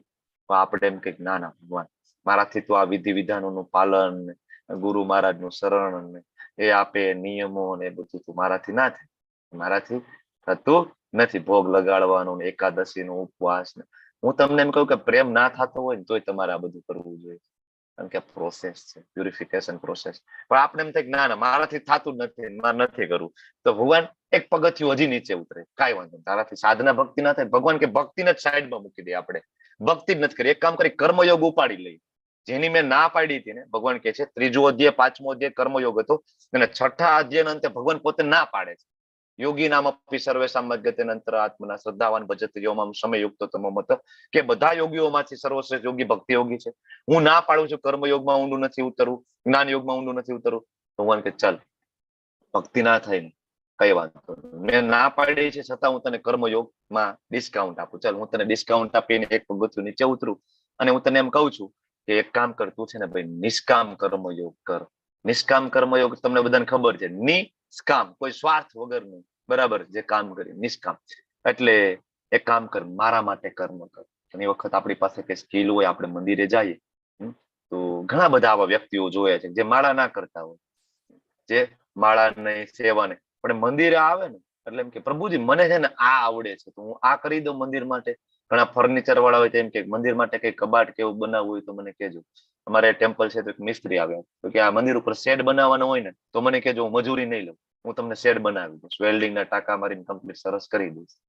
બરાબર, તો આ નિષ્કામ કર્મ કોના માટે? કૃષ્ણ માટે, કોઈ સ્વાર્થ નથી. બરાબર, તો ભગવાન કહે છે આવી રીતના એક દિવસ તું અનન્ય ભક્તિ કરી નાખીશ, થઈ જશે. મતલબ શું કામ? તો કે મંદિરે જાય અને પછી ત્યાં ભક્તોનો સંગ થાય, તમારા જેવા ભક્તો ત્યાં બેઠા બેઠા માળા કરતા હોય, જપ કરતા હોય, સેવા કરતા હોય. મંદિર આવે તો પૂછે ને, અને એને એમ થાય કે આ બધા અહીંયા શું કરતા હશે, લાઈને પૂછવા જાય. એમ કરીને નજીક આવે, પૂછે શું કરો છો પ્રભુજી? કે આને માળા કહેવાય, આ માળા થાય, આમ કરાય, આમ કરાય. એક માળા કરી જુઓ ને. આપણા બધા મંદિરમાં નામ હટ ડિપાર્ટમેન્ટ હોય છે. તમે વૃંદાવન જાઓ ને તો વૃંદાવનમાં જે પાછળનો દરવાજાથી એન્ટ્રી કરો તો જમણા હાથ ઉપર નામ ડિપાર્ટમેન્ટ આવે અંદર જાવ એટલે. નામ ડિપાર્ટમેન્ટ એના માટે છે કે જે નવોદિત ભક્ત હોય ને બધાને ત્યાં બોલાવે અને એમ કે એક માળા કરો ને, એક માળા કરો ને, એક માળા કરાવડાવે આપણી પાસે. બરાબર, એમ કરતા કરતા શું થાય? ભગવાન પ્રત્યે પ્રેમ. તો ભગવાન નીચે ઉતરી ગયા કર્મયોગમાં, બરાબર, નિષ્કામ કર્મયોગ. તો આપણે એમ થાય ના ના ભગવાન તમારા માટે કામ કરવું મને ના પરવડે, આટલી મોંઘવારીમાં હું તમારા માટે એ મફતમાં કામ કરવાનું તો આપણને નહીં પરવડે, મારા જ ના થાય. પણ કાંઈ વાંધો નહીં, મારા માટે કામ ન કર, એક કામ કર, સકામ કર્મ તું જે કરતું હોય ને એમાં ફળ પ્રત્યેની આસક્તિ તું છોડી દે. બરાબર, મારા માટે નહીં તો જનરલ ઘણા બધાને બહુ શોખ હોય, અનાથ આશ્રમમાં દાન કરતા હોય, ગરીબોને બધું ફૂડ્સ આપતા હોય, અન્ન ક્ષેત્રમાં આપતા હોય, દાન કરતા હોય, બધાના હોય છે દાન કરવાનું. પણ એ મોસ્ટલી શેનું હોય? સકામ હોય કે ના ના હું દાન કરું છું. ઘણા બધા કીડિયારો પૂરવા જાય કે ના હું ગયો ને, હું ના જાઉં તો કીડી કઈ રીતના? અરે ભાઈ, કીડી ને કણ આછીને મળે તો તું અહીંયા પૂરવા જા છો. આવડું મોટું એમેઝોન નું જંગલ છે, આજ સુધી એમેઝોન નું જંગલ 100% કોઈ જોયું નથી. એટલું મોટું વિશાળ જંગલ છે, બરાબર. આટલો મોટો રણ પ્રદેશ છે, કે જ્યાં ધોમ ધકધકતો, એમ કહેવાય કે પગ દે તો પગ બળી જાય, આવી જગ્યાએ જીવો રહે છે. તો આનું પોષણ કોણ કરે? તમે ત્યાં જાઓ છો કેડિયારું પૂરવા? તમે ત્યાં જાઓ છો એમેઝોનના જંગલોમાં સિંહોને ખોરાક આપવા માટે, વાઘને ખોરાક આપવા માટે? કોણ જાય છે? કૃષ્ણ કરે છે. ભાવ બદલાવાના છે. હું એવું નથી કહેતો કે દાન ના કરવું જોઈએ, ગરીબોને ખવડાવવું ના જોઈએ. ભાવ બદલાવાનો છે. એ ભગવાન અહીંયા કહી રહ્યા છે કે કામ કર, મારા માટે ના કામ કર ને તું શર્મ કર્મ, તું જે કઈ કર્મ કરતો હોય એના ફળો પ્રત્યેની આસક્તિ ત્યાગ કરી. એટલે એમાં એવું થાય, પ્યુરિફિકેશન થાય. તમે એવું માનો ને કે ના ના હું નથી કરતી, તો ભગવાન કરી રહ્યા છે. મારી કોઈ શક્તિ નથી, મારી કોઈ લાયકાત પણ નથી, હું કોઈને દાન કરી શકું. આ તો જેનું છે, બરાબર, એના અંશોને હું આપું. એનાથી શું થાય? ધીમે અહમ ના આવે, ઘમંડ ના આવે. અને આ અહમ છે ને બહુ મોટો દુશ્મન છે સ્પિરિચ્યુઅલ પ્લેટફોર્મ ઉપર આગળ વધવાનું. ઘમંડી માણસોનું કામ નથી. કારણ કે જો આ તો દાસની પ્રેક્ટિસ છે. ભક્તિ એટલે શું છે? શેની પ્રેક્ટિસ આપણે કરીએ છીએ રોજ? કે દાસ બનવાનું. હું તમને શું કહું છું?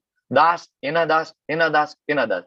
જયાનંદ પ્રભુ, શીલ પ્રભુપાદજીના શિષ્ય અમેરિકામાં હતા, અને બહુ શરૂઆતના શિષ્ય જયાનંદ પ્રભુ, નાના એવા, બધું છોડીને શીલ પ્રભુપાદજી સાથે જોડાઈ ગયા. તો નાનું એવું ટેમ્પલ હતું.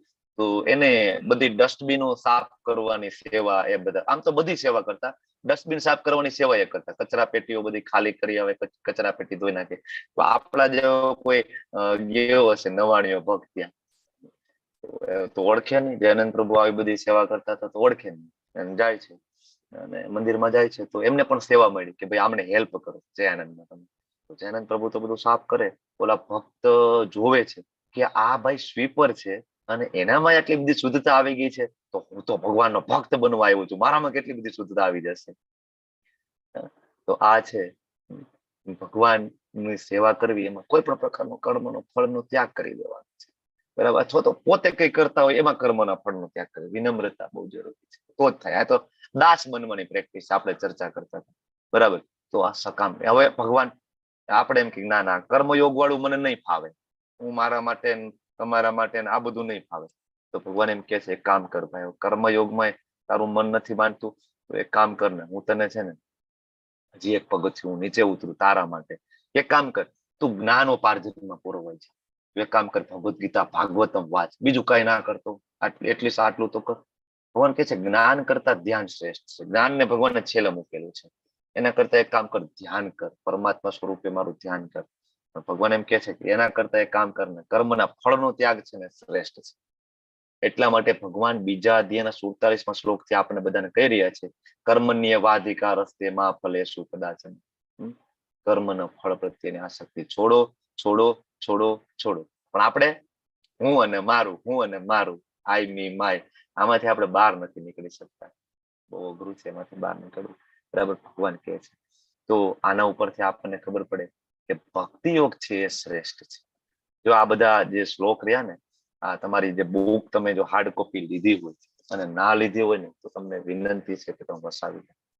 તમારે હાર્ડ કોપી વગર અપલિફમેન્ટ સ્પિરિચ્યુઅલ જર્ની થવી બહુ અઘરી છે, બરાબર. કારણ કે જો આ બધી પીપીટી રન થતી હોય, બાજુમાં બુક્સ રાખવાની અને એક પેન્સિલ રાખવાની, અને જયારે જયારે આ શ્લોક આવે ને 12.12, તો તરત ઉપર ટાંકી દેવાનું કે અહીંયા જ્ઞાનની ચર્ચા થાય, અહીંયા ધ્યાનની ચર્ચા થાય. તરત 12.8 આવે ને, ઉપર નાનું એવું હેડિંગ મારી દેવાનું કે અનન્ય ભક્તિ.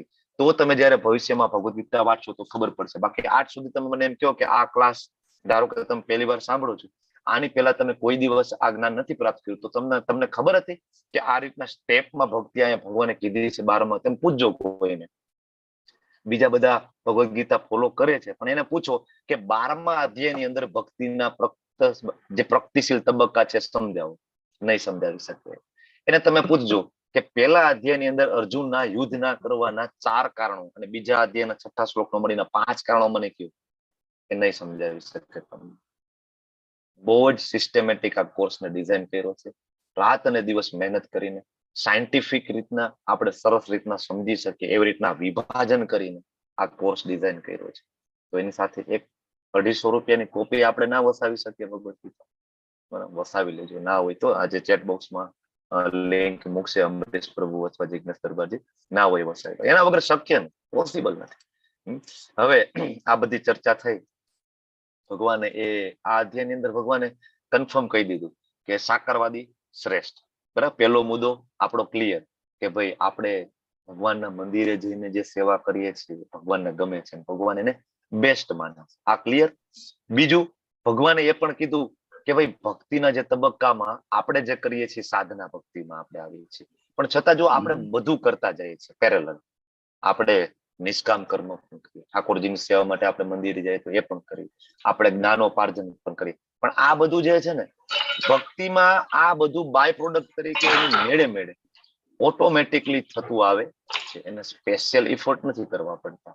આપણે બધા ખાલી જ્ઞાન પ્રાપ્ત કરવા માટે બેઠા છીએ, તમે ને હું, કે ના ના આપણે બધા ભેગા થઈને જ્ઞાની બની જાય આના માટે નહીં. આપણે બધા બેઠા છીએ ભક્તિ કરવા માટે.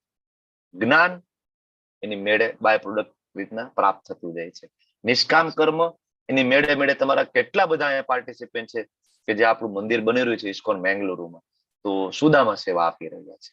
બરાબર, એની મેળે મેળે થાય, કોઈ સ્પેશિયલ એફર્ટ નથી. બરાબર, ભક્તિમાં આ બાકીના બધા પગથિયા છે.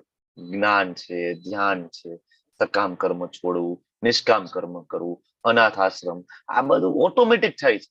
કારણ કે જીવો પ્રત્યે સંભાવ, બરાબર, બધા જીવો પ્રત્યે સંભાવ તો ઓટોમેટિક થવાનું, સ્પેશિયલ ઇફોર્ટ નથી કરવા પડતા. હવે ભગવાન કહે છે કે એને કેવો ભક્ત ગમે છે. ભગવાનને કેવો ભક્ત ગમે છે એ કહે છે, જે મનુષ્ય કોઈનો દ્વેષ નથી કરતો, અદ્વેષ્ટા. આપણે બધા દ્વેષ કરીએ છીએ. અર્જુન માટે શબ્દ વાપરો તો કયો શબ્દ વાપરો તો અર્જુન માટે? કે તું મારો ઈર્ષા નથી કરતો, અનસૂય વે. અર્જુન અનસૂય વે, તું મારી ઈર્ષા નથી કરતો, તું મારો ભક્ત છે, તું મારો મિત્ર છે, તું નિષ્પાપ છે. આવા બધા શબ્દથી અર્જુનજીને સર્ટિફિકેટ ભગવાન આપી રહ્યા છે. તો આપણે બધા દ્વેષ કરતા હતા એટલે અહીંયા છીએ. જીવ માત્ર નો દયાળુ મિત્ર હોય, કારણ કે બધાને એને ખબર છે ભક્તને કે આ બધા કૃષ્ણના અંશો છે. પોતાને સ્વામી નથી માનતો. આપણે બધા મારી પોઝિશન, મારું ઘર, મારી પ્રોપર્ટી, હું સ્વામી છું, હું કઈક છું, આમાં ફસાયેલા છીએ. મિથ્યા અહંકારથી રહી. અહંકાર બે પ્રકારના, એક સાચો અહંકાર અને એક મિથ્યા એટલે કે ફોલ્સ ઈગો અને ટ્રુ ઈગો. મિથ્યા એટલે કેવો અહંકાર? તો કે ભાઈ હું આ શરીર છું, હું ડોક્ટર છું, હું એન્જિનિયર છું, હું બહુ ધનાઢ્ય છું, હું બહુ રૂપિયા વાળો છું. આને કહેવાય મિથ્યા અહંકાર. અને બીજું એક જે અહંકાર હોય એને ટ્રુ ઈગો કહેવાય, સાચો ઈગો એટલે કયું? તો કે ભાઈ હું આ શરીર નથી, હું આત્મા છું, હું કૃષ્ણનો દાસ છું, હું એનો સેવક છું. મારે તો મંગલા આરતીમાં વહેલું જવું જોઈએ, મારા ભગવાન ઉઠે એની પહેલા મારે ઉભું રહી જવું જોઈએ. દાસ છું. દાસ વહેલા ઉઠે કે નહીં? દાસ વહેલા ઉઠે કે સ્વામી વહેલા ઉઠે? ઘણા બધા ઠીક છે, નવા આપણે હોય તો વાંધો નહીં, શરૂઆતમાં ગમે તે રીતના જોઈન કરો, પણ આપણે દાસ છીએ. રાજા ઉઠે એની પેલા સેવક ઉઠી જવા જોઈએ. ઘણા બધા જોઈએ ને કે મંગલા આરતી ચાલુ થઈ જાય 5 મિનિટ પછી આવતા હોય, નિરાતે શાંતિથી આવે, અડધી કલાક પૂરી થઈ જાય પછી આવે, એવું નહીં. આપણે દાસ છીએ, ભગવાન છે આપણા સ્વામી છે. આપણે દાસની પેલા ઉઠી અને એનું વેલકમિંગ કરવા માટે ઉભું રહી જવું. અમે મંદિરે જઈએ, સવારમાં બધા ભક્તો હાથ જોડીને ઉભા રહે. જેવું અલ્ટર ખુલે ને બધા બે હાથ ઊંચા કરી અને જય ઘોષ કરે. જે શ્રી વિગ્રહ અંદર હોય, જગન્નાથજી હોય, બલદેવજી હોય, સુભદ્રાજી હોય, ગોરનિતાય હોય, રાધા કૃષ્ણ હોય, બધાનો જય ઘોષ કરે અને બધા દંડવત પ્રણામ કરે. કારણ કે ભગવાન, અને હું તમને એક બીજી વાત કહું, મંગલા આરતીમાં ભગવાનને મળવું ને એનો મતલબ એવો કે તમે એના બેડરૂમમાં જાઓ છો ડાયરેક્ટલી. વિચાર કરો તમે ભગવાનના, કારણ કે જો મંગલા દર્શન તમે કર્યા હશે, મંગલા દર્શનમાં ભગવાનનો એટલો કઈ ખાસ શ્રૃંગાર ના, એમ કહેવાય કે નાઇટ ડ્રેસમાં દર્શન તમારે ભગવાનને કરવા હોય તો એ મંગલા દર્શન છે. ભગવાન બહુ શ્રૃંગાર ના હોય, એકાદ બે સામાન્ય કહેવાય ને માળાઓ મૂકેલી હોય અને કહેવાય કે સુતરાઓ સાદા કપડા ભગવાનને પહેરાવેલા, બહુ આમ ઝાકળ જમાટ ના હોય. બરાબર, તો મંગલા આરતીના દર્શન કરવા મતલબ ભગવાનના બેડરૂમમાં જઈ અને ભગવાનના દર્શન કરવા. પછી જેમ જેમ જેમ જેમ આગળ જાય, શ્રૃંગાર દર્શન આવે ને એટલે ભગવાન રાજા મહારાજાની જેમ તૈયાર થઈને બેસી ગયા હોય છે. પછી મળવું અઘરું, વીઆઈપી થઈ જાય ભગવાન. વીઆઈપી ને મળવું અઘરું પડે કે નહીં? ઘરે જઈને મળવું સહેલું. બરાબર, એટલે સવારમાં મંગલા દર્શન કરવાનું. બરાબર, ટ્રાય કરો. અને આગળ કે છે સ્વામી નથી માનતો, પછી મિથ્યા અહંકારથી રહિત આપણે વાત કરી. સુખ અને દુઃખમાં સમાન. સુખ પડે તો ભગવાનની કૃપા છે, દુઃખ પડે તો પણ ભગવાનની કૃપા છે, કારણ કે મારા કર્મો એટલા બધા ખરાબ હતા ને કે ભાઈ તલવારનો ઘા સોયથી ટળી જાય. આવો ભાવ હોય. પછી સહિષ્ણુ હોય, સહન શક્તિ ખૂબ જ હોય, સદા સંતુષ્ટ, આત્મસંયમી હોય, ઇન્દ્રિય ઉપર એનો કંટ્રોલ હોય, આત્મસંયમી હોય છે. અને આગળ કે છે કે દ્રઢ નિશ્ચય પૂર્વક મારામાં મન તથા બુદ્ધિ સ્થિર કરી ભક્તિ પર. એનો નિશ્ચય કેવો હોય? દ્રઢ હોય. ભાઈ લેક્ચર એટેન્ડ કરવો એટલે કરવો છે, ગમે તે થાય. સવારનો ટાઈમ તો મારે કાઢવો પડે, બ્રાહ્મ મુહૂર્તમાં મારે ઉઠવું પડે, એવું ના. હમણાં તમને એમ કહો કે ભાઈ 1 લાખ રૂપિયા પગાર છે અને નાઇટ ડ્યુટી કરવી છે, કરવા માંડ્યા કે નહીં? હા, હું કાલથી આવી જાઉં છું. 1 લાખ રૂપિયા. જેનો 25,000 પગાર હોય એને લાખ રૂપિયા ઓફર કરો તો, અને જેનો લાખ રૂપિયા પગાર છે એને 5 લાખ રૂપિયા પગાર ઓફર કરો, 5 લાખ રૂપિયા સેલરી, રાત્રે 1 વાગે આવી જવાનું, 1 થી સવારના 8 જોબ કરવાની. કોણ ના પડે આમાં? હું આવી જાઉં કાલથી, જોઈનિંગ મારું.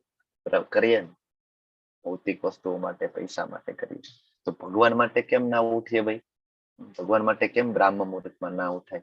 ઘરના લગ્ન હોય, દાંડિયા રાસ રાત્રે 12 વાગે 1 વાગે જનરલી ફિનિશ થાય, બરાબર, ને છતાં સવારે જાન લઈને જવું હોય, દૂર જવું હોય તો 4 વાગે 5 વાગે જાન નીકળે, તો કેમ બધા ઉઠી જાય? દાંડિયા રાસ 1 વાગે ફિનિશ થાય, 4 વાગે તો up to date tiptop ready થઈને ભાઈ રેડી હોય જાનમાં જવા માટે. કેમ ભાઈ? તો કૃષ્ણ માટે કેમ નહીં બ્રાહ્મ મુહૂર્તમાં ઉઠી? જે સ્વામી છે, જે આપણું ધ્યાન રાખે છે, આ ભાવ આપણે ડેવલપ કરવાનો છે. દ્રઢ નિશ્ચય હોવો જોઈએ. ગમે તે થાય, 16 રાઉન્ડ કરવા છે, એવું નહીં કે ના ના આજ નો થાય ચાલશે, નહીં. દ્રઢ નિશ્ચય. આવો ભક્ત ભગવાન એમ કે છે, મને બહુ ગમે છે. આગળ કે છે કે જે કોઈને કષ્ટ આપતો નથી, જે કોઈને કષ્ટ આપતો નથી, અન્ય કોઈના કારણે અસ્વસ્થ પણ નથી થતો. કોઈને કષ્ટ ના આપે, અન્ય કોઈના કારણે અસ્વસ્થ ના થાય, અને જે સુખ તથા દુઃખમાં, ભય તથા ચિંતામાં સંભાવિત રહે છે ને, આવો ભક્ત મને બહુ પ્રિય છે. અને બાજુમાં જે પ્રસંગ છે, ચિત્રકેતુ મહારાજની કથા છે, શ્રીમદ ભાગવતમની અંદર આવે છે. અને અહીંયા જે ઉપર તમે જોવો છો, તમને મહેલ જેવું લાગશે. બોલો, મહેલનો કઈક ઝરૂખો હોય ને એવું લાગે. હકીકતે વિમાન છે. આ છે વિમાન છે ચિત્રકેતુ મહારાજ. ચિત્રકેતુ મહારાજના એ વિમાનના ઝરોખામાં એ ઉભા છે. અને એ સમયે વિમાન કેવા હતા વર્ણન આવે છે ભાગવતમની અંદર. આપણે તો અમુક જ લિમિટ સુધી આપણે બરાબર ઉડી શકીએ છીએ પ્લેનમાં, અમુક લિમિટ થી ઉપર આપણે નથી જઈ શકતા. પણ ચિત્રકેતુ મહારાજ પાસે વિમાન હતું. એ અલગ અલગ ગ્રહ મંડળોમાં ફરી આવતા. ઈચ્છા પડે તો કૈલાસ બાજુ ચાલ્યા જાય, ઈચ્છા પડે તો સ્વર્ગમાં, ઈચ્છા પડે તો બ્રહ્મલોક ની અંદર આટો મારીને આવે. બરાબર, બધી જગ્યાએ જઈ શકે, કોઈ લિમિટ નહીં, કોઈ ફ્યુલ નહીં, કોઈ માથાકૂટ નહીં, બરાબર, કોઈ મગજમારી નહીં, પેટ્રોલ પૂરું થઈ જશે કે નહીં. આવા વિમાન. અને વર્ણન છે વિમાન પુરાણ, એવું કઈક નામ છે, હું ભૂલી ગયું, ગઈકાલે હું રીડ કરતો હતો. તો એની અંદર વર્ણન છે કે અત્યારે આપણે હાઇડ્રોજન ટેકનોલોજીનું અત્યારે આપણે હજી રિસર્ચ ચાલી રહી છે, એમાં હાઇડ્રોજન ટેકનોલોજી થી વિમાન ચાલે એ વર્ણન આપણા શાસ્ત્રોમાં છે, બરાબર. તો ચિત્રકેતુ મહારાજ નીકળ્યા ત્યાંથી, અને નીચે ભગવાન શિવ અને માતા પાર્વતી બે બેઠા હતા, અને ભાગવતમની કથા ચાલુ હતી. શિવજીને ભાગવતમ બહુ પ્રિય છે. શિવજી, નારદજી, સનકાદી ઋષિઓ જયારે સમય મળે ભાગવતમ ચાલુ, કથા ચાલુ, તો શિવજી ભાગવતમ કરતા તો સામે જો શ્રોતામાં નારદજી બેસી ગયા છે, મહાન મહાન ઋષિઓ બેસી ગયા છે. કારણ કે શિવજી કથા કરે, કોણ ના સાંભળવા આવે? પણ માતા પાર્વતી શિવજીને ખોળામાં બેઠા હતા, મતલબ થોડાક આમ નજીક બેઠા હતા. ચિત્રકેતુ મહારાજ ઉપરથી નીકળ્યા તો એ જોઈને હસતા હતા, મતલબ આમ સ્માઇલ કરતા હતા. એટલે એકચ્યુઅલી હસતા હતા એટલા માટે કે આહા, શિવજી ક્યાંય તો કથા કરી રહ્યા છે, ભાગવતમ, આનો લાહવો તો કેટલો સરસ હશે, સામે બધા બેઠા છે, આમ કરીને સ્મિત કરતા હતા. પણ માતા પાર્વતીને એવું થયું કે આ હું સેજ ખોળામાં બેઠી છું નજીક, એટલે આ હસે છે. માતા પાર્વતી તરત ક્રોધિત થઈ જાય છે. હસવાનો બહુ શોખ છે ને તને, તું અસુર બની જાય, અસુર યોનિમાં તારો જન્મ થશે, શ્રાપ આપી દે છે. ચિત્રકેતુ મહારાજ નીચે ઉતરે છે, વિમાન નીચે આવે, મહારાજ નીચે ઉતરે અને માતા પાર્વતીને દંડવત પ્રણામ કરે છે, બરાબર. અને એમ કે છે કે માતા કાંઈ વાંધો નહીં, તમારો જે કઈ શ્રાપ છે એ મારા માથા ઉપર, પણ મારા ઉપર એક કૃપા કરો કે હું કૃષ્ણનો ભક્ત છું, વિષ્ણુનો ભક્ત છું, એ વિષ્ણુની ભક્તિ ના ભૂલાય, આટલી મારા ઉપર કૃપા કરો, ગમે તે યોનિમાં મને મોકલો, મને કોઈ વાંધો નહીં. આ છે ભક્તોની ભાવ. બાકી ચિત્રકેતુ મહારાજ છે શિવજીને વિનંતી કરી શકતા હતા કે શિવજી તમે માતાને સમજાવો, મારી એમાં ભૂલ નથી, તમે તો જાણો છો કે મારો કયો ભાવ હતો, કઈ રીતના મેં સ્મિત કર્યું હતું, તમે તો જાણો છો, ત્રિકાળ જ્ઞાની છો, પણ એવું ના કર્યું. માતાએ કીધું છે માતાનું વચન ફોગ ના જવું જોઈએ, શ્રાપ આપ્યો છે કઈ વાંધો નહીં, બરાબર. અને એ અસુર બને છે. કયા અસુર બને છે ચિત્રકેતુ મહારાજે? કયા અસુર બને છે? વૃત્તાસુર. વૃત્તાસુર કરીને અસુરનું વર્ણન ભાગવતમાં છે. અને એની જે લડાઈ ઇન્દ્ર સાથે થાય છે, ઘમાસાણ યુદ્ધ થાય છે. ઇન્દ્ર જેટલા અસ્ત્ર શસ્ત્રો મોકલે વૃત્તાસુર તે એમને ખાઈ જાય છે. ઇન્દ્ર નજીક જતા ડરે છે. ઇન્દ્રને એમ થાય છે કે આ મને પકડીને ના ખાઈ જાય ક્યાંક, નજીક નથી જતા. વૃત્તાસુર એમ કે છે મને મારી નાખ, મને મારી નાખ, મને મારી નાખ. અને ખૂબ જ ડરે, ઘમાસાણ યુદ્ધ થાય. અને વૃત્તાસુર ભગવાનની સુંદર મજાની સ્તુતિ કરે છે. ભાગવતમમાં છે સ્તુતિ. એ સ્તુતિ આપણે સાંભળીએ, કારણ કે ભગવાનના ભક્ત હતા. અસુર યોનિ એને પ્રાપ્ત થઈ હતી માતા પાર્વતીના. તો ત્યારે શિવજી પણ માતા પાર્વતીને કહે છે, જોયું ને કે આ વિષ્ણુના ભક્તો છે, આ કૃષ્ણના ભક્તો છે. એટલે કે છે કે સૌથી શ્રેષ્ઠ આરાધના વિષ્ણુની, અને એના કરતા પણ જો શ્રેષ્ઠ હોય ને તેના ભક્તોની. શિવજી એમ કે છે કે આ તો વિષ્ણુના ભક્ત, મારો ભક્ત હોત તો એ કે, અને આવો તે શ્રાપ દીધો હોત તો આપણી બેની પાછળ પડે લાઈક ભસ્માસુર. ભસ્માસુરને વચન આપે છે જેના ઉપર હાથ મૂકીને ભસ્માસુર કે હું તમને જ પેલા ભસ્મ કરું. આ શિવજીના ભક્તો છે. શિવજી કહે છે આપણો કોઈ ભક્ત હોત તો આ કૃષ્ણનો ભક્ત છે, આ વિષ્ણુનો ભક્ત છે. ફરક છે શિવ ભક્તોમાં કૃષ્ણ. બધા એવા ના હોય, ખોટું ના લગાડતા કોઈ શિવ ભક્તો હોય તો, બધા ભસ્માસુર નથી હોતા. પણ જનરલ જે પવિત્રતા, જે શુદ્ધતા હોય એ ડેવલપ નથી કરી શકતા.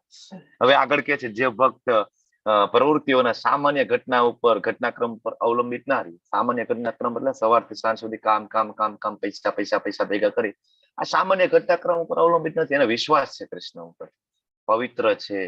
કેવા છે? બાહ્ય પવિત્રતા, આભ્યંતર પવિત્રતા. બે પ્રકારની પવિત્રતાનું ધ્યાન રાખતા હોય છે ભગવાનના ભક્તો. એવું નહીં કે કૃષ્ણના ભક્તો હોય તો મોટી મોટી જટા, એવું નહીં.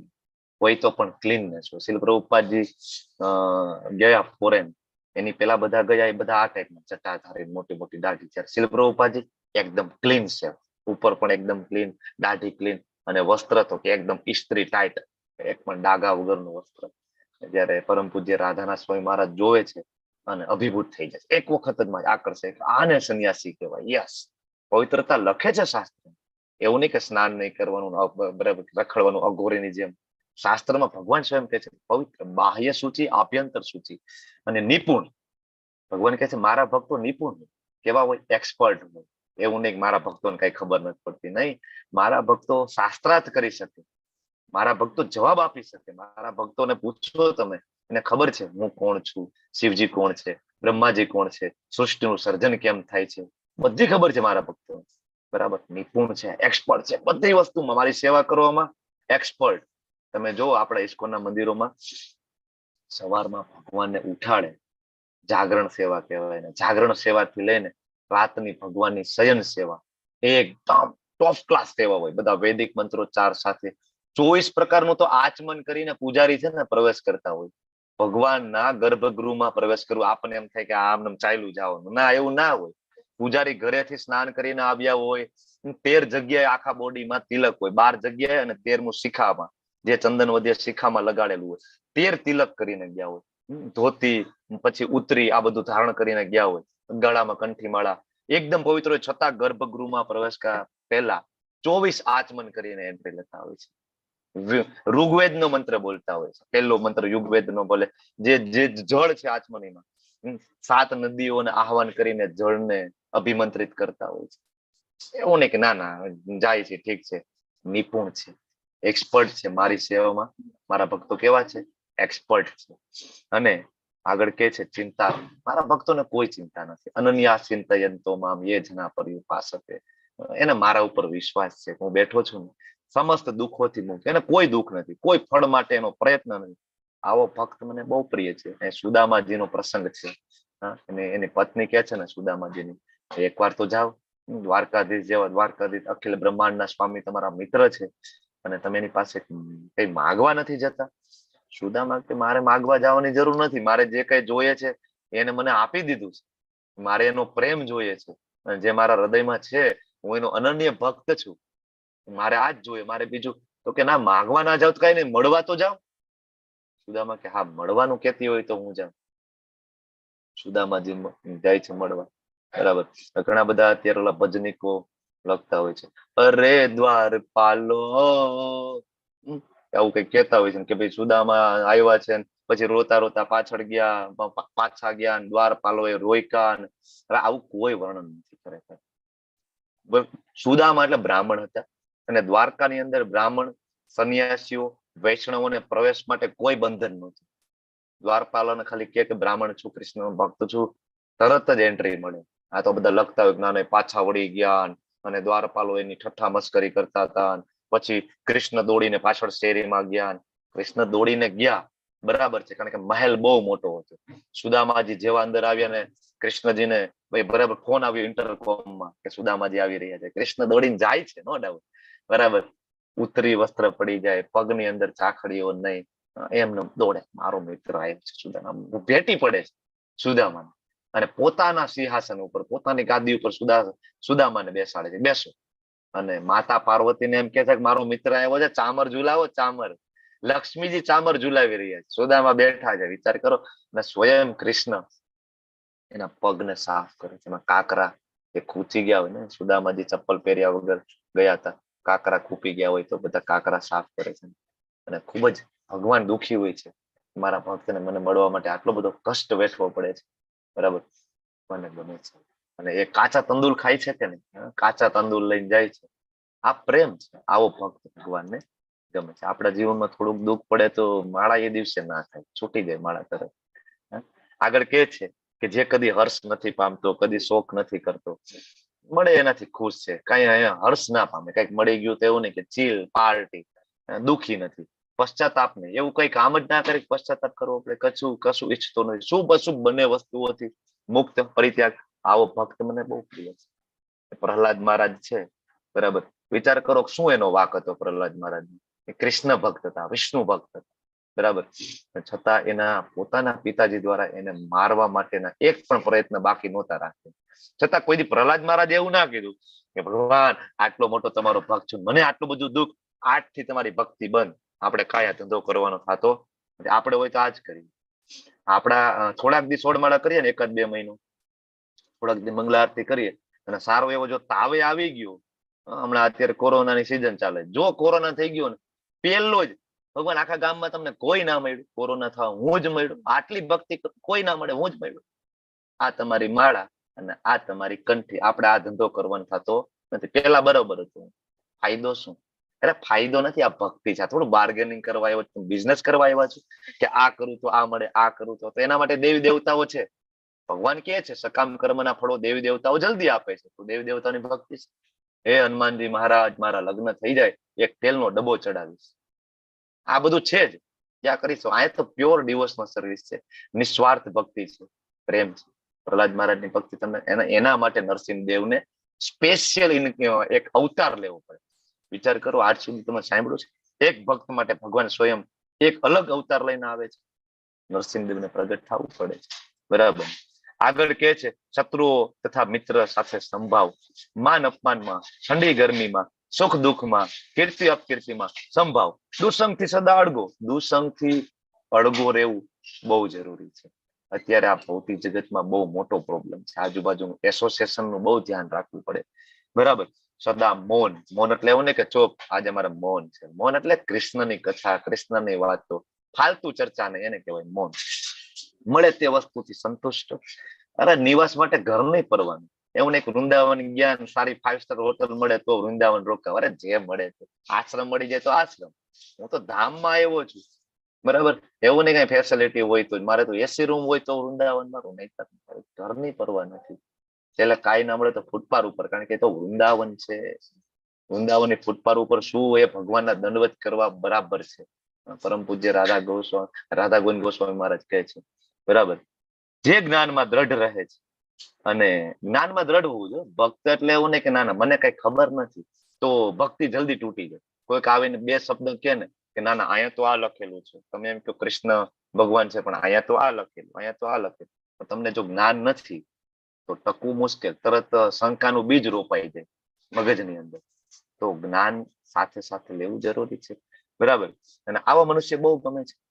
મિત્ર અને શત્રુ સાથે સંભાવ, આ દુર્વાસા મુનિનો પ્રસંગ. લખેલો, અમરીશ મહારાજનો પ્રસંગ લખેલો છે, વર્ણવેલો છે. અમરીશ મહારાજની કથા ભાગવતમાં આવે છે. એક દિવસ દુર્વાસા મુનિને મળવા આવે છે અને એકાદશીના બીજા દિવસના પારણા, દ્વાદશીના સવારના પારણા હોય છે. હવે સ્વાભાવિક છે, ઘરે અતિથિ આવ્યો હોય તેમને મૂકીને ભોજન તો ના જ થાય, બરાબર. તો અમરીશ મહારાજ પણ કે છે કે મારે પારણાનો સમય થઈ ગયો, ભોજન કઈ રીતના કરવું?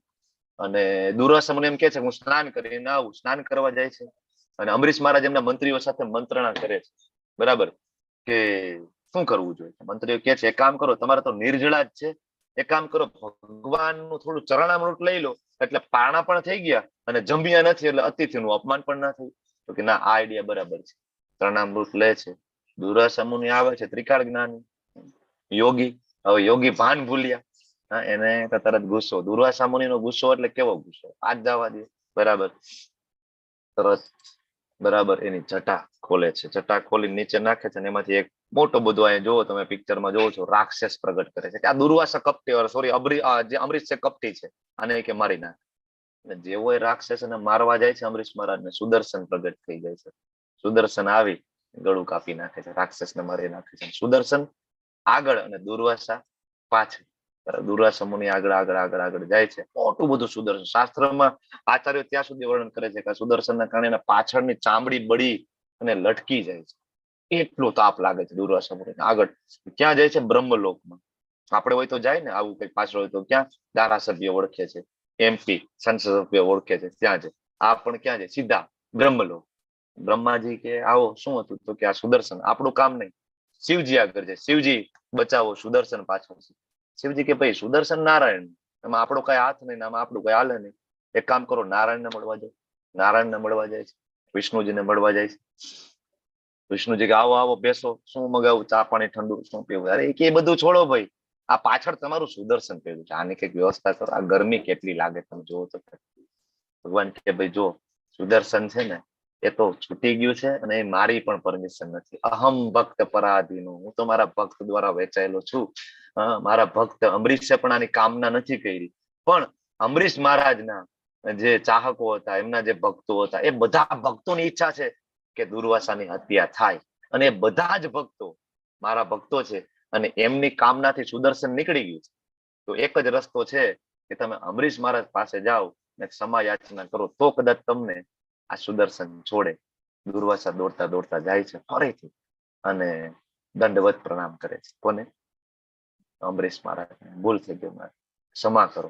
ત્યારે અમરીશ મહારાજ એમ કે છે કે આખી જિંદગીમાં, આખી લાઈફમાં ક્યારેય જો મનપૂર્વક તમારું જપ કર્યું હોય, તમારી સાચા મનથી ક્યારેય સેવા થઈ હોય ને ભગવાન, તો એનું બધું જ ફળ, એનું બધું જ શ્રેય આ દુર્વાસાને આપી દો અને એનું જીવન દાન આપો. આ ભક્ત છે. આપણે હોય તો મારી જ નાખો, કાપી જ નાખો, આને તો રાક્ષસ મારા માટે ઉત્પન્ન કર્યું, તો આ સુદર્શન 4 કટકા કરતો હોય તો 8 કરી દે ભાઈ આને.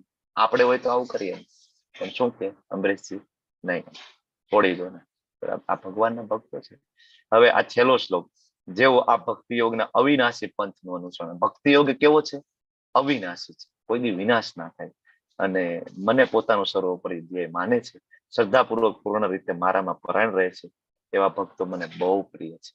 કારણ કે આવા ભક્ત મને બહુ પ્રિય છે. એનો ગોલ જ હું છે. બાજુમાં પ્રસંગ છે, બિલ્વ મંગલ ઠાકુર, જમીનદાર ફેમિલી, બ્રાહ્મણ કુટુંબ, સાઉથ ઇન્ડિયામાં સુખી સંપન્ન પરિવારમાં જન્મ, ખૂબ જ રૂપિયા, ખૂબ જ સંપત્તિ. હવે ઘણી વાર એવું છે, ધન સંપત્તિ હોય ને તો ખોટા માર્ગે જવાના ચાન્સીસ વધી જાય. કુંતી મહારાણી પણ કે છે, બરાબર, ભાગવતમની અંદર. તો દુર્વ્યસનો, બધા વ્યસનો ચાલુ, ગણિકા સાથેના સંબંધો, વેશ્યાઓ સાથેના સંબંધો, બધું ચાલુ થાય. હવે એક દિવસ એના પિતાનું શ્રાદ્ધ, બિલ્વ મંગલ ઠાકોરના પિતાનું શ્રાદ્ધ હોય. શ્રાદ્ધમાં તમને બધાને ખબર છે કે વિષ્ણુજીની પૂજા થાય, એમને ભોગ લગાડવામાં આવે ને એમાં જે પ્રસાદ આવે ને બધા બ્રાહ્મણોને આપવામાં આવે. અને બ્રાહ્મણો જે તુષ્ટ થાય, સંતુષ્ટ થાય, એનાથી ભગવાન પ્રસન્ન થાય અને જે ગતિ થાય, આત્મા જે કઈ છે, ઉત્તિષ્ટ આત્માની ગતિ થાય. પણ આ ભાઈને તો આસક્તિ છે ગણિકામાં, વેશ્યામાં, ચિંતામણી નામની વેશ્યા. મારે તો મળવા જવું છે, મારી પાસે ટાઈમ નથી, આ ભોગ લાગે ને પ્રસાદ થાય ને આ બધા જમ, મને મારું ટિફિન પેક કરી દો ભાઈ, મારે જ જવું છે, ઉતાવળ છે, તમારે જે પૂજા કરવી હોય કરો, ન કરવી હોય કઈ વાંધો નહીં. ઉપડી ગયા ટિફિન લઈને બિલ્વ મંગલ ઠાકોર. જાય છે તો નદીમાં ઘોડાપુર આવેલું. કઈ રીતના રોજ તો ઓલી નાવડી હોય, બોટ હોય, બોટ પાર કરીને ઓલી બાજુ જાય, પણ આજે શક્ય નથી, બોટ પણ નથી. પણ હવે તો અહીં તો ઉપર સવાર છે, મળવાનું ભૂત કૂદી પડે છે નદીમાં. તરતા તરતા એક લાકડા જેવું મળે છે, તો લાકડું પકડી લે છે ને ઓલી બાજુ જતા રહે છે. પછી ખબર પડે કે લાકડું નહોતું, આ તો મળદું હતું, કોઈકને ડેડ બોડી હતી.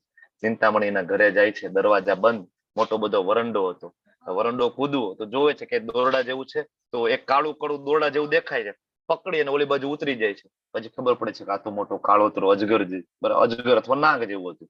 બરાબર. અને ઠક ઠક તે ખખડાવે છે. ચિંતામણી દરવાજો ખોલે છે અને કહે છે, તને મળવા માટે મેં આ બધું કર્યું. આ કહેવાય કે મુશળધાર પાછળ તુફાન છે બારે, અને હું મળવા આવ્યો, તું દરવાજા બંધ કરીને બેઠી છો. ત્યારે ચિંતામણીના શરીરમાં બિલોમંગલ ઠાકોરના ગુરુ છે પ્રગટ થાય છે. અને ત્યારે એ વેશ્યાના મુખેથી ગુરુ મહારાજ બોલે છે કે જેટલી આસક્તિ તમને મારા શરીરમાં છે, આટલી આસક્તિ જો શ્રી કૃષ્ણજીના ચરણોમાં રાખી હોત ને, ત્યારના ગોલોક વૃંદાવન ધામ પ્રાપ્ત થયું. અને આ શબ્દો સાંભળે છે, કારણ કે ગુરુના શબ્દ હતા ને, તરત હૃદયમાં લાગી ગયા, નીકળી જાય છે. એ જ ક્ષણે બિલોમંગલ ઠાકોર છોડીને નીકળી જાય અને વૃંદાવન તરફ જાય છે. વૃંદાવન જાય છે, રસ્તામાં જંગલ, જંગલમાં ફરીથી એક માતાજી આગળ, બિલોમંગલ ઠાકોર પાછળ. માતાજી આગળ જાય છે અને આ ભાઈ પાછળ. એમ કરતા કરતા માતાજીનું ઘર આવે અને ઘરની બહાર એક ઓટલો વૃક્ષ, એમાં એના પતિ બેઠા હતા. માતાજી અંદર ઝૂંપડીમાં જતા રહે છે અને પતિને કહે છે કે કોઈક મારો પીછો કરે છે. ઓલા ભાઈ આવે છે, સોરી બિલોમંગલ ઠાકોર આવે છે અને પૂછે છે કે ભાઈ તમારા પત્ની આગળ હતા, માતાજીને બોલાવો ને. ઓલા ભાઈ પૂછે છે શું કામ હતું? તો કે બોલાવો તો ખરી. આપણે હોય તો પેલા ધોકો ક્યાં છે? વાત કરવાની તો દૂર, પેલા તો ધોકે પેલા તો હાથ પગ જ ભાંગી નાખે. મારી પત્નીનો પીછો કરે છે, પણ બોલાવે છે. માતાજી બહાર આવે છે. બિલોમંગલ ઠાકોર કહે છે કે તમારા વાળમાં પીન રહે ને, પીન મને આપો. પીન લઈને બે આંખો ફોડી નાખે છે કે આ આંખ મને ફસાવે છે, આ મને આંખ જે છે ફસાવે છે, કામ વાસનામાં ડૂબાડે છે, મારા કૃષ્ણથી મને દૂર લઈ જાય છે. અને પછી વૃંદાવનમાં જાય છે અને 700 વર્ષ સુધી ત્યાં ભગવાનના નામનો જપ અને કીર્તન કરે છે. અને ભગવાન સ્વયં રોજે આવે છે એના કીર્તન સાંભળવા માટે. બરાબર. અને મુક્તિ દેવી સ્વયં હાથ જોડીને ઉભી રહે છે એમની સામે. હે બિલોમંગલ ઠાકોર, તારે મુક્તિ જોઈએ છે, હું તને અત્યારે આપી દઉં. બિલોમંગલ ઠાકોર કહે છે મુક્તિ તો મારા પગના ઠોકરે. મુક્તિ નહીં, મુક્તિ જેના માટે હજારો વર્ષો સુધી તપસ્યા કરે, હિમાલયની ગુફાઓમાં જઈને વેદાંતિઓ, નિરાકારવાદીઓ, મુક્તિ મુક્તિ, એવી મુક્તિ તો ભક્તોના પગમાં છે. મુક્તિ નહીં, મારે ભક્તિ જોઈ છે, મારે કૃષ્ણની સેવા જોઈ છે. આ ભક્ત છે. એટલે આપણે આવા અખતરા નહીં કરવાના, આંખ તોડી નાખવાની, એ તો અનન્ય ભક્તિ હતી. બરાબર. અને આવો નવો સેમ પ્રસંગ છે, તમને બધાને ખબર હશે, રામચરિતમાનસના રચયિતા ગોસ્વામી તુલસીદાસજી સાથે આવી સેમ લગભગ આખો મળતો પ્રસંગ એમની સાથે પણ બનેલો છે, તુલસીદાસજી ગોસ્વામી. બરાબર. તો આ છે ભક્તિ યોગ અને આ છે ભગવાનના બધા ભક્તો. બરાબર. તો આપણાથી આટલું બધું ના થાય, પણ નામ જપ તો થાય, નામ પ્રભુની સેવા તો થઈ શકે ને. તો એટલી જ તમને બધાને વિનંતી છે કે સાથે મળીએ.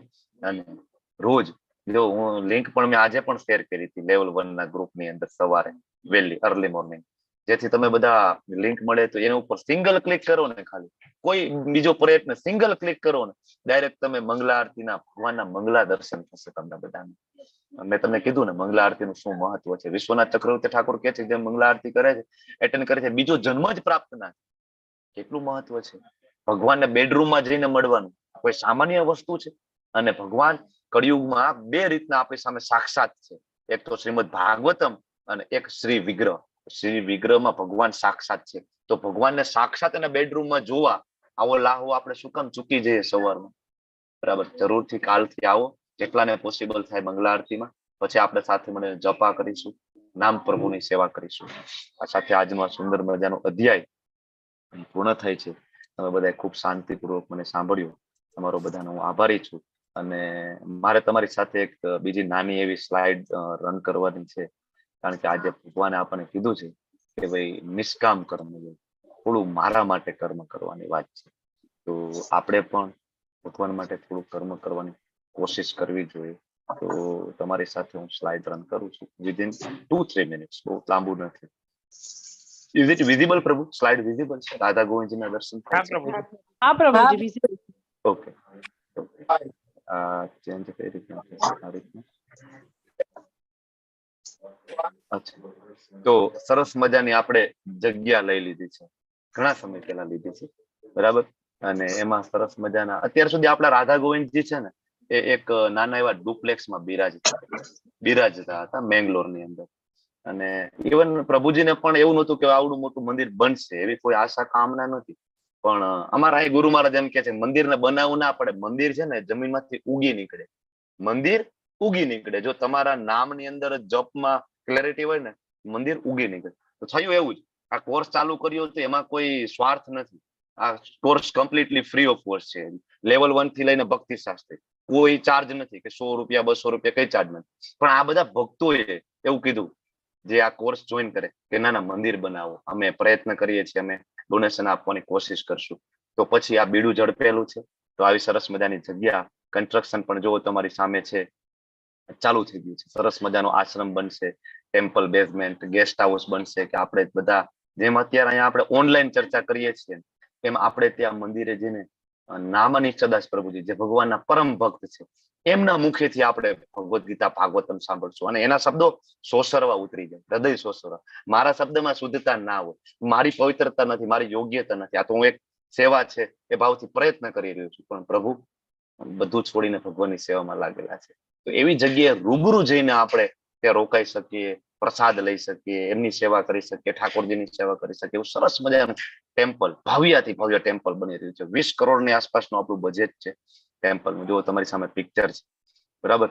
તો આ ટેમ્પલ બનવામાં નાની નાની સેવાઓ છે, બરાબર. નાનામાં નાની સેવા પણ ભગવાન સ્વીકારે છે. એવું નહીં કે ના 1,00,000-2,00,000 રૂપિયાની સેવા નહીં. આ ઓલું રામચંદ્રજીનો રામ સેતુ બનતો હતો, તો ઓલી ખિસકોલી છે ને નાના નાના કાંકરા લઈને દોડા દોડી કરતી હતી. હનુમાનજી કે છે એ સાઈડમાં રહે ભાઈ, આમાં તું કઈ ના કરી શકે. તો રામચંદ્રજી કે નહીં નહીં, એનો ભાવ જુઓ તમે, એમાં એનો ભાવ છે મારી સેવા કરવાનો. રામચંદ્રજી હાથમાં લઈને આમ કહેવાય ને હાથ ફેરવે છે, પ્રેમ કરે છે. ભગવાન બીજા અધ્યાયમાં કહે છે નેહાભિક્રમનાશોસ્તિ પ્રત્યવાયો વિદ્યતે સ્વ અલ્પમપ્યસ્ય ધર્મસ્ય ત્રાયતે મહતો ભયાત. હું મહાન ભયમાંથી રક્ષણ કરું છું. મહાન ભય કયો? ફરીથી અહીંયા આવું. આ સૌથી મોટો મૃત્યુનો ભય મહાન નથી. મૃત્યુ તો અડધી રાત્રે ક્યારેક થઈ જાય ખબર ના પડે, એ મહાન ભય નથી. મહાન ભય તો પાછું અહીંયા આવું, પાછું 9 મહિના ઊંધું લટકવું ને, જન્મ મૃત્યુ જરા વ્યાધિ, જન્મ મૃત્યુ જરા, આ ચકેડવું મહાન ભય. ભગવાન કેવામાંથી બચાવું? નિહાભિક્રમના સ્વ અલ્પમપ્યસ, થોડુંક નાની એવી નાની એવી સેવા છે ને એ સુદામા સેવા છે. ઘણા બધા પાર્ટિસિપન્ટ અત્યારે લેવલ 1 માં છે, કરી રહ્યા છે સુદામા સેવા. મંથલી ઇન્સ્ટોલમેન્ટ હોય છે, હપ્તા હોય છે, 500 રૂપિયા દર મહિને. તમને જે કઈ એકાદશી હમણાં આવી રહી છે, એકાદશના દિવસે કરી શકાય કોઈ, બરાબર. અને દર મહિને પછી તમારે કરવાનું. એવું 12 મહિનાનું કમિટમેન્ટ કરવાનું તમારે. તમને એવું લાગે કે ના અમારાથી આવું કમિટમેન્ટ ના, તમારે વન ટાઈમ કરવું છે, તમે વન ટાઈમ કરી શકો. તમને એમ લાગે કે ના અમે મોટી સેવા કરવા માંગીએ છીએ, તો બીજી મોટી પણ સેવા છે, તો આ લઈ શકાય. સ્કંદ પુરાણની અંદર વર્ણન છે, રાધા કૃષ્ણના મંદિરમાં જો કોઈ સેવા કરે તો એના આગળની 7 પેઢીઓમાં કોઈની અધોગતિ થઈ હોય ને, કોઈ પ્રેત્યોનીમાં ભટકતું હોય, કોઈ ભૂત પ્રેત બની ગયા હોય, એ બધાની ગતિ થઈ જાય છે, એ બધાને શરીર પ્રાપ્ત થાય. આપણે બહુ બધું કરીએ કે નહીં, પિતૃ તર્પણ કરીએ, આ કરીએ તે કરીએ, પણ આપણે નૃગરાજા વાળો પ્રસંગ જોયો તો તમને બધાને ખબર છે. ગાયો, તેમાં ઓલા બધા ભક્તો આવે છે અને એ મંદિર માટે ડોનેશન માંગે છે, તો સાક્ષાત દર્શન થાય છે નૃગરાજા. રામાયણમાં પણ એ પ્રસંગનો ઉલ્લેખ છે, આપણે ચર્ચા કરીએ છીએ. તો આવી નાની નાની સેવાઓ છે. પ્લીઝ તમે બધા આગળ આવો અને આપણું સરસ મજાનું મંદિર બની રહ્યું છે અને એમાં કન્ટ્રીબ્યુટ કરો, આવી તમને બધાને મારી વિનંતી છે. અને આ કોર્સ માટેની ફી નથી. હું તમને હજી એક વખત ફરીથી ચોખવટ પાડું છું. કોર્સ છે ટોટલી ફ્રી ઓફ કોસ્ટ છે. આ એક અપીલ છે.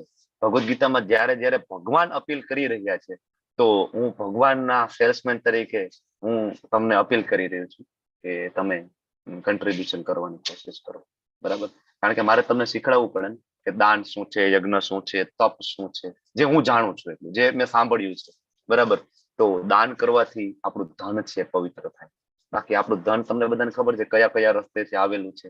પાપનો ભાગ છે અને છે, ગમે એટલું નીતિમત્તાથી કરીએ તો પણ, બરાબર. તો પ્લીઝ બધા આગળ આવો, કન્ટ્રીબ્યુટ કરો. જેને ઈચ્છા હોય નાની નાની સેવાઓ લો અને મને કોન્ટેક્ટ કરો. અમરીશ પ્રભુ છે, જિગ્નેશ દરબારજી છે, તમે આ લોકોને કોન્ટેક્ટ કરી શકો છો. ઘણા બધા કરે છે, ઘણા બધાની સેવાઓ ચાલુ, જેની ચાલુ છે એ બધાને હું દંડવત પ્રણામ કરું.